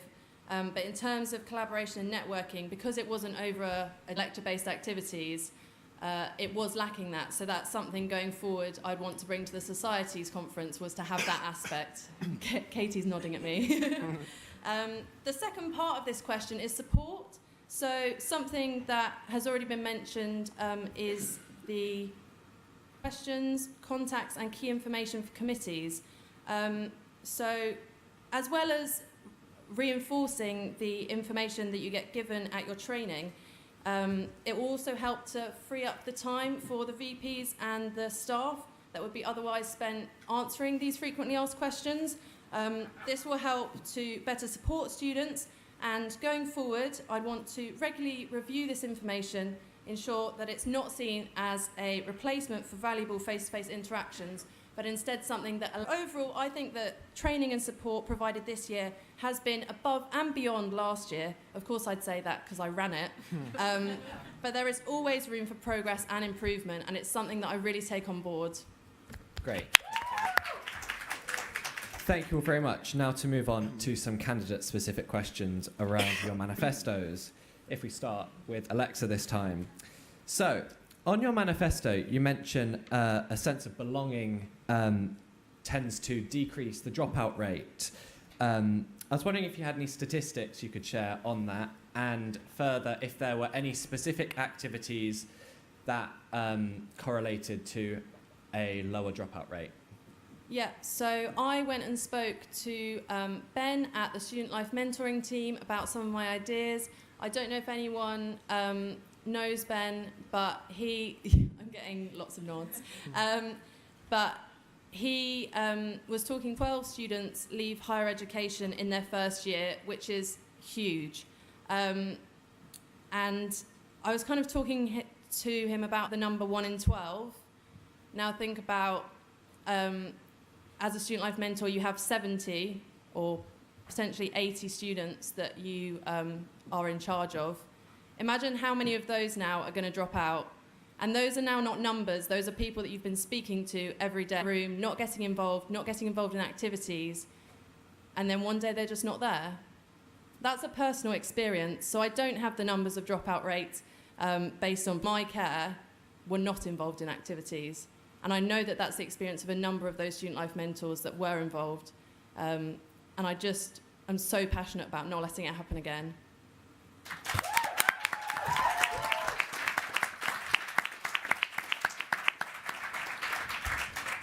Okay, thank you.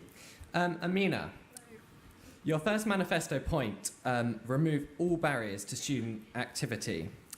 Now, removing all barriers, is this a promise that you're making to the students at Surrey? Further to the barriers that they're... Ooh, this. Right. Nerves get the best of us all. Yeah, nerves get the best of us all. Further to the barriers that they're... Ooh, this... Okay, so is this a promise I'm making to all students, removing all barriers to student activity? Whether it's a promise, it's a principle, it's something, it's a main reason why I'm running for VP activity, and it's the main reason I think we should be dedicating our SU and Zone to. So and I'll explain why I say all barriers to student activity, because the metric on which someone is discriminated against, or the things that prevent people from getting involved with access, these are, insurmountable things to come across and to try and achieve as an individual. When you come to university and you're the first person in your family to get into that environment, when you're a racial minority, when you're a gender minority and trying to get involved and come across in a structure, you're facing barriers that aren't just structural, that don't just exist, whether that's, it's harder for you to get grades, but it's also something that when you're 18 and you're coming to university has had a very real psychological, emotional effect on your self-esteem, on confidence, how you interact with people. And that's where the key responsibility of the SU comes in. That's where our obligation is to, A, have a very defined strategy on how we dismantle oppressive power structures by the fact that our universities now are the end product of a very elitist, classist system. That's just the British education system. And I think it's our obligation to work that everyone should be able to get a part of. And student activity, as we've all just illustrated, as Alexa has said with dropout rates, student activity is what makes your life at university. It's what builds you as a person. It's what you discover and develop. To bring that to some nearly up to 8,000 memberships of sports and clubs. I know the exact numbers are a bit more, but one person might join a club in a society. That's a lot of people, yet we only have 11 liberation reps. So clearly we know there are barriers to getting involved with student activity. One, expanding our partnerships between liberation reps and the activity zone, so we have an outlined review and strategy to work that out. Katie Turney in the debate said last night, which really resonated with me, we're listening, we're asking, because it's not on us. We don't have the lived experience on their own. The people that are those liberation reps that have achieved that that have achieved that as an individual, and asking those people, whatever candidate you vote for, that's something you should be pushing them to, because the most vulnerable students are the ones we should be working hardest for. Thank you very much.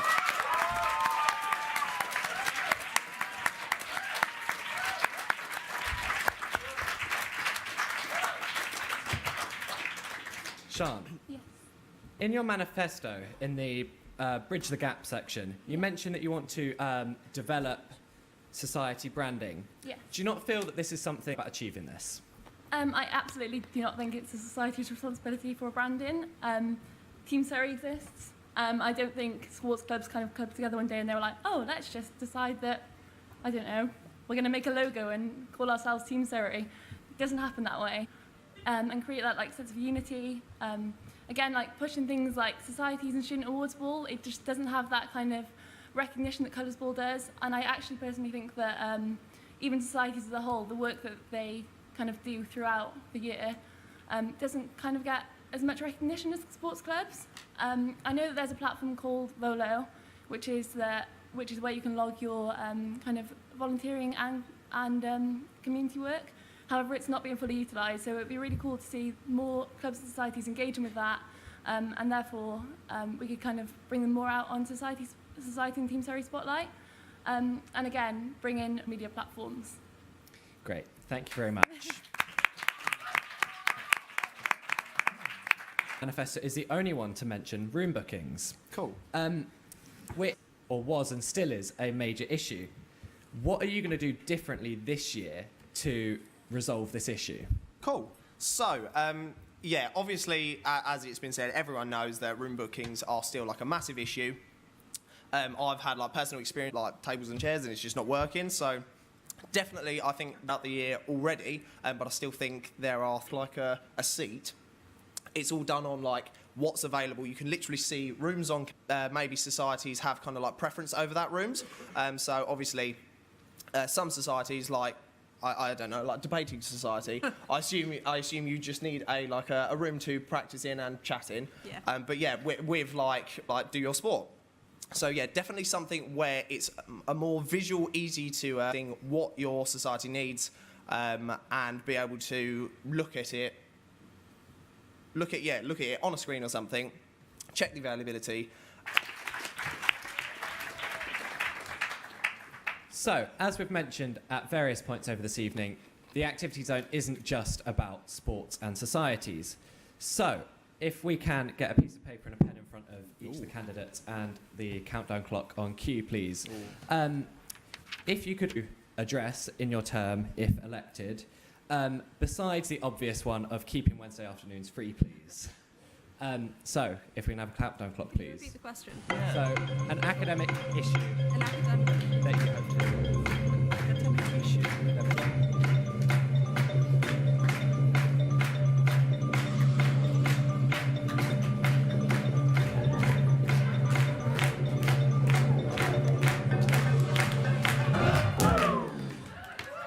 Right, are all the candidates ready? Pretty much. Okay, so if you all want to show your answers to cameras, and then we'll go one by one. I didn't finish writing, but I've got this in my mind. I can go first if you would like. Go for it. Okay. Promotion. I don't know if that comes up. Like, is that academic? I didn't really understand If you want the to question. expand on promotion. I know a lot of these smaller kind of like societies and things like that have a massive problem with reaching out other than. So say you know I'm going to join the rugby society, but say you've got like more niche interests, it's not going to be more like prominent. Yeah, promotion for a lot of the smaller clubs would be like a massive issue that needs to be kind of like resurrected and like looked at, basically. That's fine. Okay. Exam period. So this is actually something that came up in the most recent in the evenings, which is unfortunate because it means that students can't get involved with societies that run in the evenings. I know that, for example, dodgeball. Sorry to talk about my own. Unfortunately, during exam period, if you have an exam at that time, and I know that that's affected some of our members, they can't get involved, and that means it kind of affects your well-being a little bit because I know personally I go to clubs and I go to sports to kind of de-stress during exam period. So yeah. Great, thank you. A question from a different angle. So when you said academic issue, I've put down presenting your critical thinking skills and oracy, which oracy is like literacy or numeracy, except with speaking ability. I put this down as to what academic issue you learn from activity, the soft skills that aren't a direct product of your academic work, and integrating that into your academics. So as we're all sort of name dropping our own societies, but coming from debating, a big thing of that is you don't learn to do it all at once. It's broken down into different skill sets, and these skill sets are tremendously useful in your own academic work. Learning an activity, VP activity, would be the idea of how do we integrate the soft skills you get from activities into learning and teaching and having a really cohesive learning environment. That's not just knowledge transmission, it's skills development. Thank you.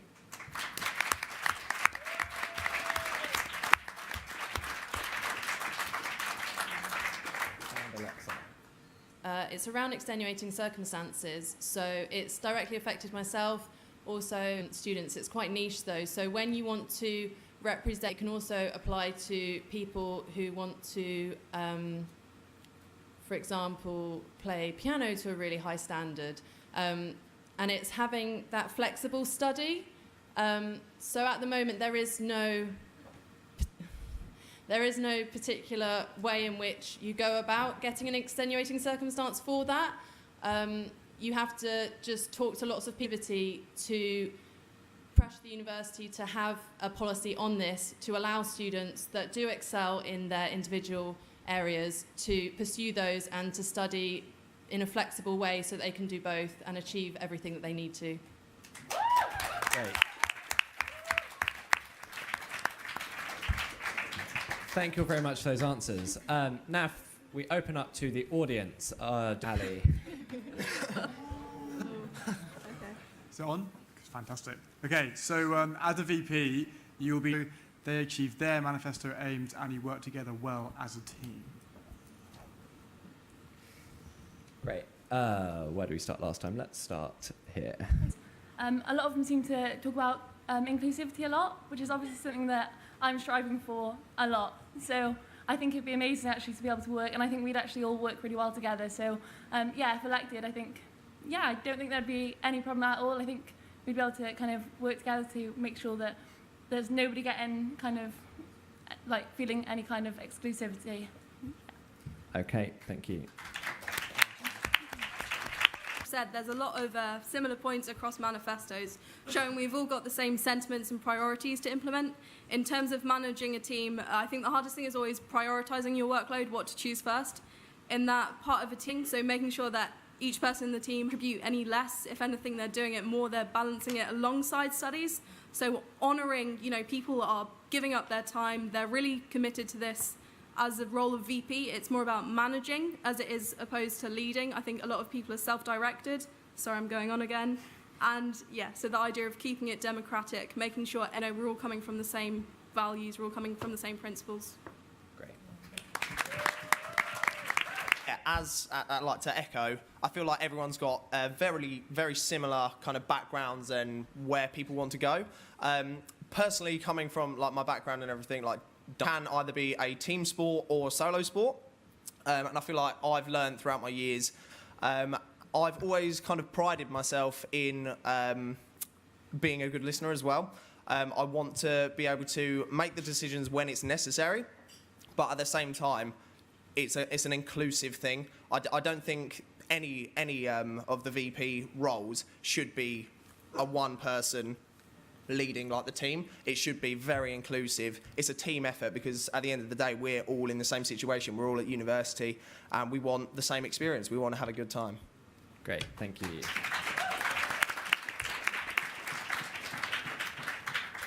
And finally.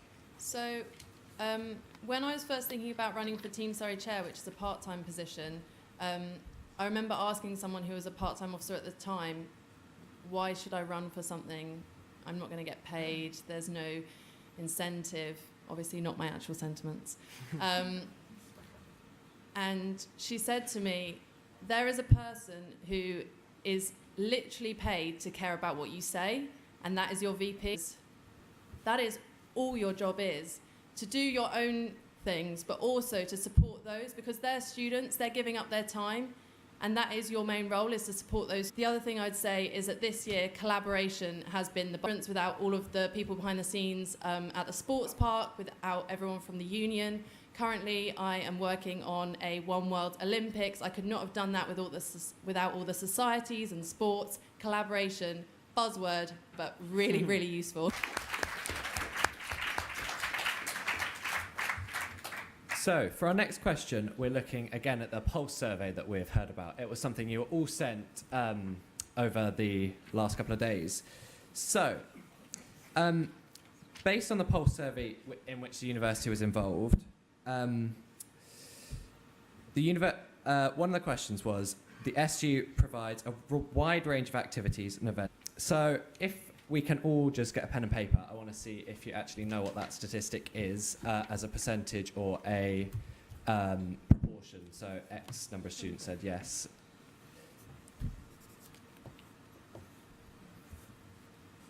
Are we giving a percentage, do you say?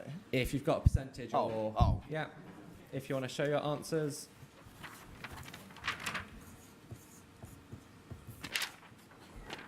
Okay, so we do in fact have one correct answer. 80% said...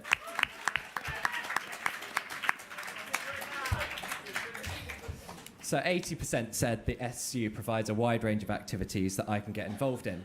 So to put that another way, that is 1 in 5 students feel that this is not the case. So my question based on that is, what are you going to do for that 1 in 5 student who feels that the SU does not provide a diverse enough range of activities for them? Tobias, if we start over your end of the table. So I feel like, so when I was, like, if we're going to throw it right back, when I was choosing my GCSEs, my PE teacher asked me, like, am I interested in sport? Like, I was thinking about doing PE GCSE, and he was thinking, right, are you going to watch this football match? I was like, probably not. Are you going to watch this, like, basketball? You're not interested in sport and activity. And I thought, oh, yeah, no, he's probably right. And then as I grew and I got much more into the side of being active just in a general aspect of the word, so I want to kind of reach that kind of like 20% of the people that might not necessarily have a specific sport they want to do. They might not, the union might not be providing a specific sport they want to do, or they just don't have that general drive to go into one sport. So I'd want to kind of promote this healthy life. You don't have to sign up to any of these like programs or anything like that. I want to, inform people that there are other ways other than doing a specific sport that you can stay active and have the active time at university. Great, thank you. A lot of the time, they're very happy with their housemates and, you know, the people in their floors above them, floors below them. But then that kind of, because they've kind of got that unity already in their house, they kind of don't feel the need to get involved with activities, which is, I don't know, I feel like they're missing out a little bit, because I was lucky enough to have a housemate in my first year who really encouraged me to try out a load of different clubs and societies from Active Freshers Fair, and I was so glad I did, because I honestly wouldn't know how different my university experience would have been had I not, which unfortunately didn't happen this year. I would love for it to happen again next year, because it kind of gives students opportunity to try out new things that they wouldn't necessarily have tried out otherwise. Perfect. So I think there is a vast array of sports, activities, societies going on, and most of us, when we get involved with this, when you find your network, your people, array of things going on. So in terms of ensuring that, I think we've got enough going on. It's the idea of an SU being visible, having good communication in and good communication out, and being accessible. And there's various campaigns going on currently, more campaigns. See the manifesto that I'd like to implement to change this. Keep Great. it short. Yeah. Thank you.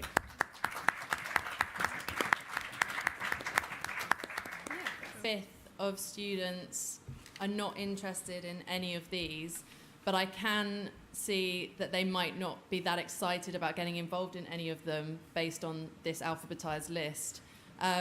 So my idea, she magazines that you used to have, does he fancy me or not?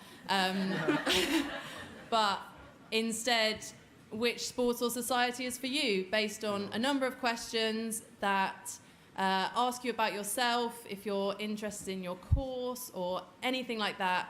I think there'd be a really great resource to have, and it's something that would really get that fifth of people involved. Like Tinder.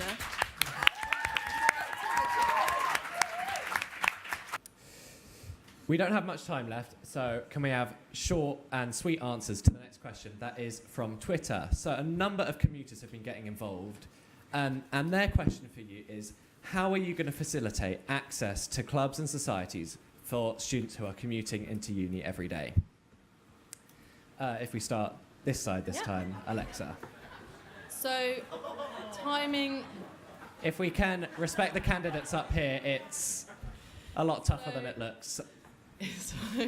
So, timing is one of the big things, and it's this. For example, for the Postgrad Society, want to do things outside of that time. I think that what we need is an activities calendar that has colour-coded times, so the kind of in-out to engage those particular groups in that. Great, thank you. Having commuted from Woking for 4 years of my degree, and it's the idea of both distance and time that makes it hard to get involved with. So coming back to the idea of comms in, comms out, and how we're organising our zone. Have all the information up front when you're commuting. You really have to plan your day. You have to plan what train you're going to get. So having that knowledge beforehand is not a case of you can just kind of roll up on the day and find it. So being able to pre-plan and making accommodations for that, and having more things on campus, especially, it was kind of easy to get involved with societies as a commuter. There was lots going on campus. With sports, having more things on Stag Hill, because the extra journey to SSP really does make a difference when you're commuting. Great, thank you. Okay, so I know of a couple of people who are on nursing placements outside of the Guildford area. Our president from last year, again, he also commuted from Woking, so I can appreciate that. And again, yeah, I think it's just about getting that communications in and out. I know that there's some clubs that kind of start maybe about 8 to 10 o'clock, which is quite late. I can appreciate that it must be really hard to, get that train back at 10 o'clock in the evening. So really looking at the clubs and societies who start maybe 6 o'clock, 5 o'clock, where there's just that smooth transition from lecture time, work time, straight into a sport or society. Great.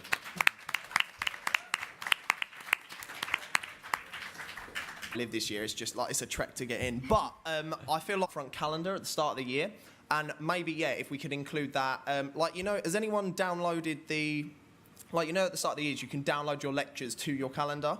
Or maybe something along the lines of that, like if you had your into your calendar, you can see when they're going to be doing things. Hopefully that does fit into your schedule, and then if it doesn't, then we can go from there, work around what times can people do. But yeah, some sort of calendar at the start of the year.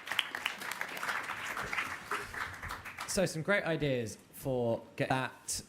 We have heard all the debates for the Team Surrey chair and the Society's chair. Can one for each, so 2 people you'd like to work with next year. That's right. That's still yours. No, go for it, go for it. Everyone got some paper with that? If not...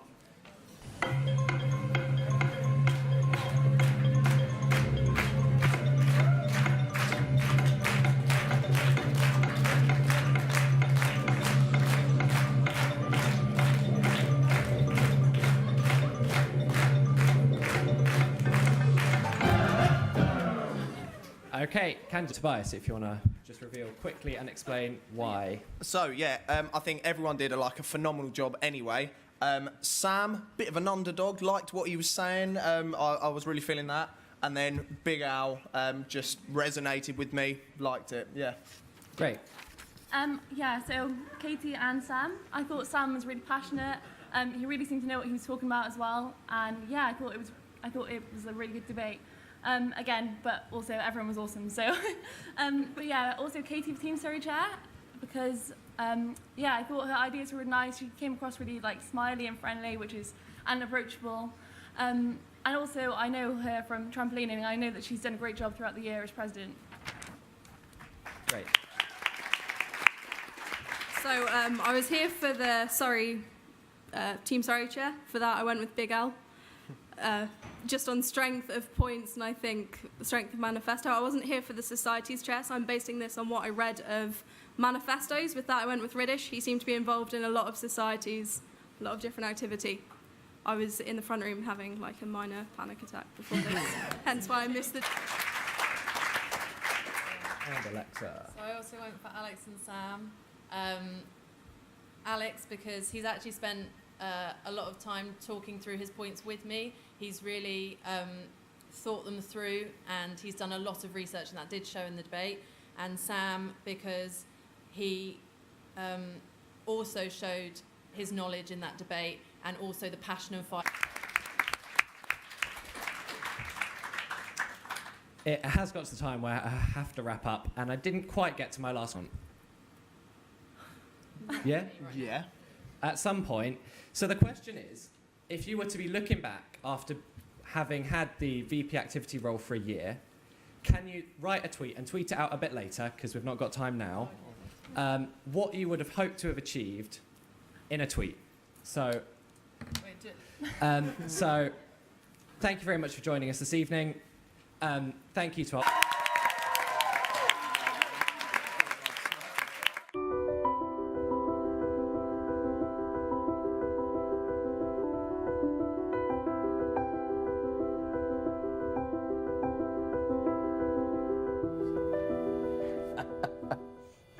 Well, there we are. VP activity. Oh, I'm looking over there. The debate for VP activity. Thank you very much to Noah for presenting that one.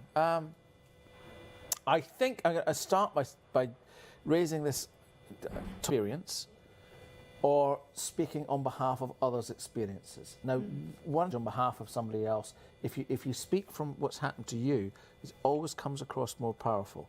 And I think we saw some examples of that tonight. Definitely. I think you could tell as well from people tweeting that when someone spoke about their own experiences and how they wanted to improve it, that people seem to respond to that quite positively. And I think it speaks a lot more story and people can relate to it, then they're immediately drawn to them. Yep. Katie? Oh, sorry. No, I was just going to say it's quite the fish tank in there. It's quite the goldfish bowl. It's quite intense. Yes. So people get caught up answering their own experiences, but then quite a few of them have been around and done some really good work chatting with clubs and societies, and they put themselves out there.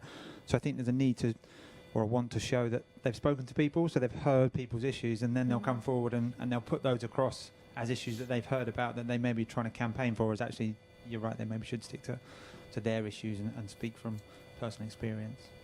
Yeah, Katie, I do tend to be in. I've spoke to this person and that person and 32% of this person.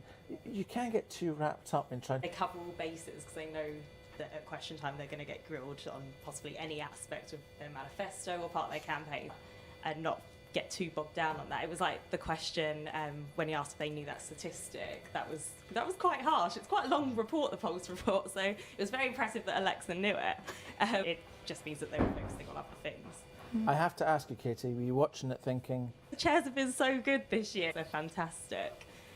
We're all sad as well. We're really looking forward to it. Appreciate that.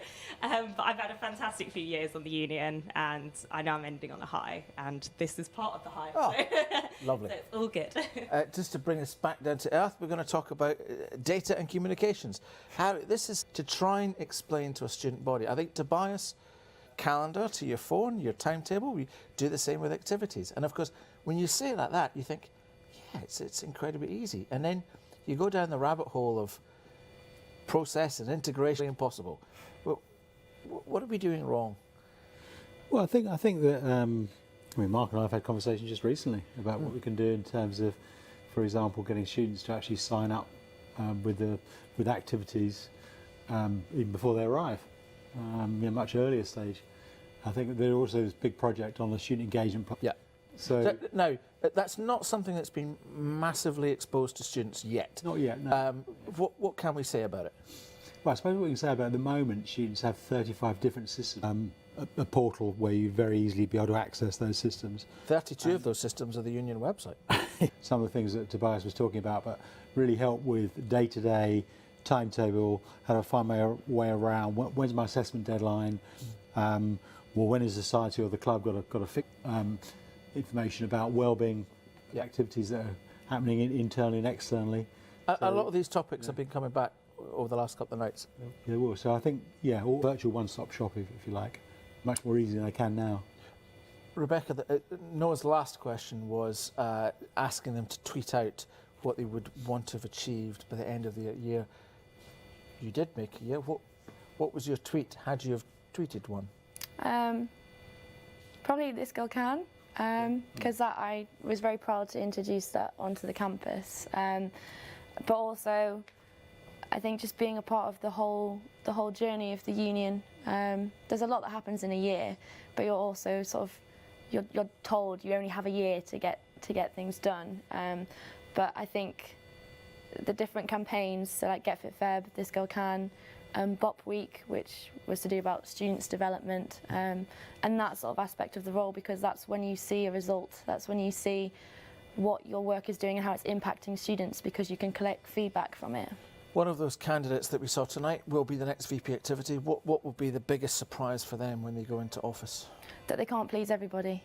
I think that's the biggest thing, because a lot of people go into the role and like, my VP is going to do everything that we want. And somebody comes along and says, why haven't you booked me a room? Yeah, and there's always something, and it doesn't matter how hard you try, and you can try, and you're helping them to a point, but they might not see it at the time because they're a single human being. And it's good, but it just means that there are times where you have to make difficult decisions. The sports part, Mark, this. And obviously we have the added pressures of while students are first and teams, etc., etc. So yeah, you are spinning a lot of plates and trying to keep quite a few parties happy. Casey, what's been your takeaway from your time being a student volunteer in the union? Lots of things. It was quite interesting that at the beginning they were talking about all these sort of skills that you gain, and you definitely get that from being on the union as well. I definitely, so much for me personally, and having developed all those skills, I've been able to give back so much more as well. I'm so proud of the stuff that I've done in working on the society booklet. And yeah, things like that. And also, yeah, just you make such, the union itself is such a great community of people, and it's sort of realising how much work they put into helping the students, and how much just seeing the change it can make to students is so rewarding. Harry, you've been following this for several years. What difference does this make to you in your? Well, I think I was really interested in sort of the question that was asked on the buzzer in terms of the question, didn't they? Because they didn't actually put that was picked up. There were many confused faces appearing. But that's interesting, and I'll take that away. I think. Well, you asked me before this last debate, what I was looking for, and I was looking for passion. There was lots of passion up there, wasn't there? From our wonderful gang of chairs. Harry, I know that you've got a train to catch. I don't want to keep you. I'm going to bring in the chairs now, and you're all going to have to chuck one mic amongst. Noah, congratulations. George. Squidge it in. Max. Pull up, there's plenty of furniture. Pull up a chair. Or just... on the floor. There we are. Guys, second night in, how was it? Did it meet up to the high expectations? Anybody can go first. Solomon, you've got the mic. Oh my goodness, it was amazing. I had a really good time today. So I've had the 2 zones, and so I didn't really want to be too harsh with them, ask relevant questions, but today it was kind of nice to be able to get in there and be a bit gritty and actually get some more depth, because I think when you've got, so I had 11 on the first, no, 10 yesterday and 11 today, it's really hard to get in and really find out much more about them than being quite superficial and fast, whereas today with the Society's chairs it was really nice to actually get in, find out more about them, ask some challenging questions, get some debate, and actually make it a bit enjoyable for people to watch and not dry. So yeah, I had a fantastic... Go ahead. Oh, hang on. That's when it suddenly came to life, when we were all talking about bylaws and stuff like that. Oh no, that was oh, sorry, I do apologise. No, it's okay. What did you take away from tonight, Joe? Bylaws corner was absolutely fantastic. I'm just glad I bought a copy now. Yeah, mine got a little bit spicy. A few points of contention. Someone not knowing volleyball was a team. It's really something you should know if you're a Team Surrey chair candidate. And what else are the takeaways? It seems the Society's exec chair candidates were just arguing about who could give the most praise to Katie about what a job she's done and shit. Yeah, overall, great. Come on in. Come on in. It's... Come on, Saskia. Sam, it's your position tomorrow night. What I know we've got president, obviously we've got VP voice, but what do you think you've got to look for? But also your neutrality counts as well. It does. I mean, we always make, I say we, but there's always this mistake that's made of saying that union chair is impartial. The union chair is not impartial. The union chair is only impartial when they actually chair one of their committees. Having said that, what am I looking for? I'm looking for some balance. So this is a tough role. You know, you have to hold the current appreciate that other officers are part-time as well. So am I, so the part-time officers as we call them. And so I want to see some balance there. How are you going to hold people accountable? And that's what I go on about all the time. But at the same time, not be too nasty. Encourage people to complete their manifestos, but not push them too hard. Aside from that, you know, we always go on about bylaws and technicalities, but actually you can learn. So it's not about being able to memorise the bylaws, it's about the values behind that union chair position, I think. I'm going to open a broader question for everybody here, is that we are now 3 years into this zone. We've got 1 VP activity, 2 VP activity, 3 VP activity. There has been some comment about the union structure. By analysing these manifestos, talking to some people, I don't know how many of you were here under the old structure, but what are your thoughts now on the way that the union operates with the zone structures, the 5 part-times, the team, sorry. Any observations on that? It's not a very traditional structure for the Students' Union. No, I've seen a bit about the old structure. I know a little bit about the old structure, but I never experienced it myself. The current structure, I think, does a very good job. I think it's the right way to allocate it. Previously, you'd have education, for instance, one person responsible for that. Well, that's got all sorts of to it as well. So really, education isn't something that should be at one specific point. It should be spread amongst the zones like it is now. And things like activity have their own position as well. I think it's a very good system, and having the zone beneath each VP is ideal. I will talk because I came from a different university, so I've seen other ways of doing it. Would you tell us which one? Oh, yeah, absolutely. I was from the University of Nottingham for 5 years. Okay, yeah. It's I don't know, it's like 3 times the size of this. It's a massive, it's one of the biggest universities. universities. China, Malaysia, so, you know. But that aside, I've seen different ways of running, and I can't really say that one's better than the other or any more merit. So I quite like the system that they have here. I mean, some parts of it, it's a bit edgy, but I think if it's anything that's, as long as all the important points are covered and everything's in there and it's got student involvement and they're covering, as important as making sure that everything's being covered that needs to be, if that makes sense. Because as I said, I've seen it another way, and Nottingham had it very well as well. I made the mistake of saying, you watched the debates upstairs. What was the atmosphere like in the room? It was, I think, definitely eyes were glued a lot to the Twitter wall as well as the questions. I think the Twitter wall's been quite well behaved this year. We've got some part-time staff moderating it, but in general, actually the YouTube comments have been pretty vile, but the tweeting quite good-natured. Yeah, I think there was a general, because what you put up, people see it, and if it's not received well, you feel that, and so whatever goes up on there. So I think it's a really good way of keeping the atmosphere alive and keeping people engaged in what's going on, because mayors don't have time to consider, because it's a difficult job to be also listening and while preparing questions. So while there's a lot going on in the floor and questions being raised in there, and you can join that in a thread. So it's a very, very useful. From what you saw tonight, even last night, what do you think was some of the mistakes that perhaps you might advise some of the candidates to avoid?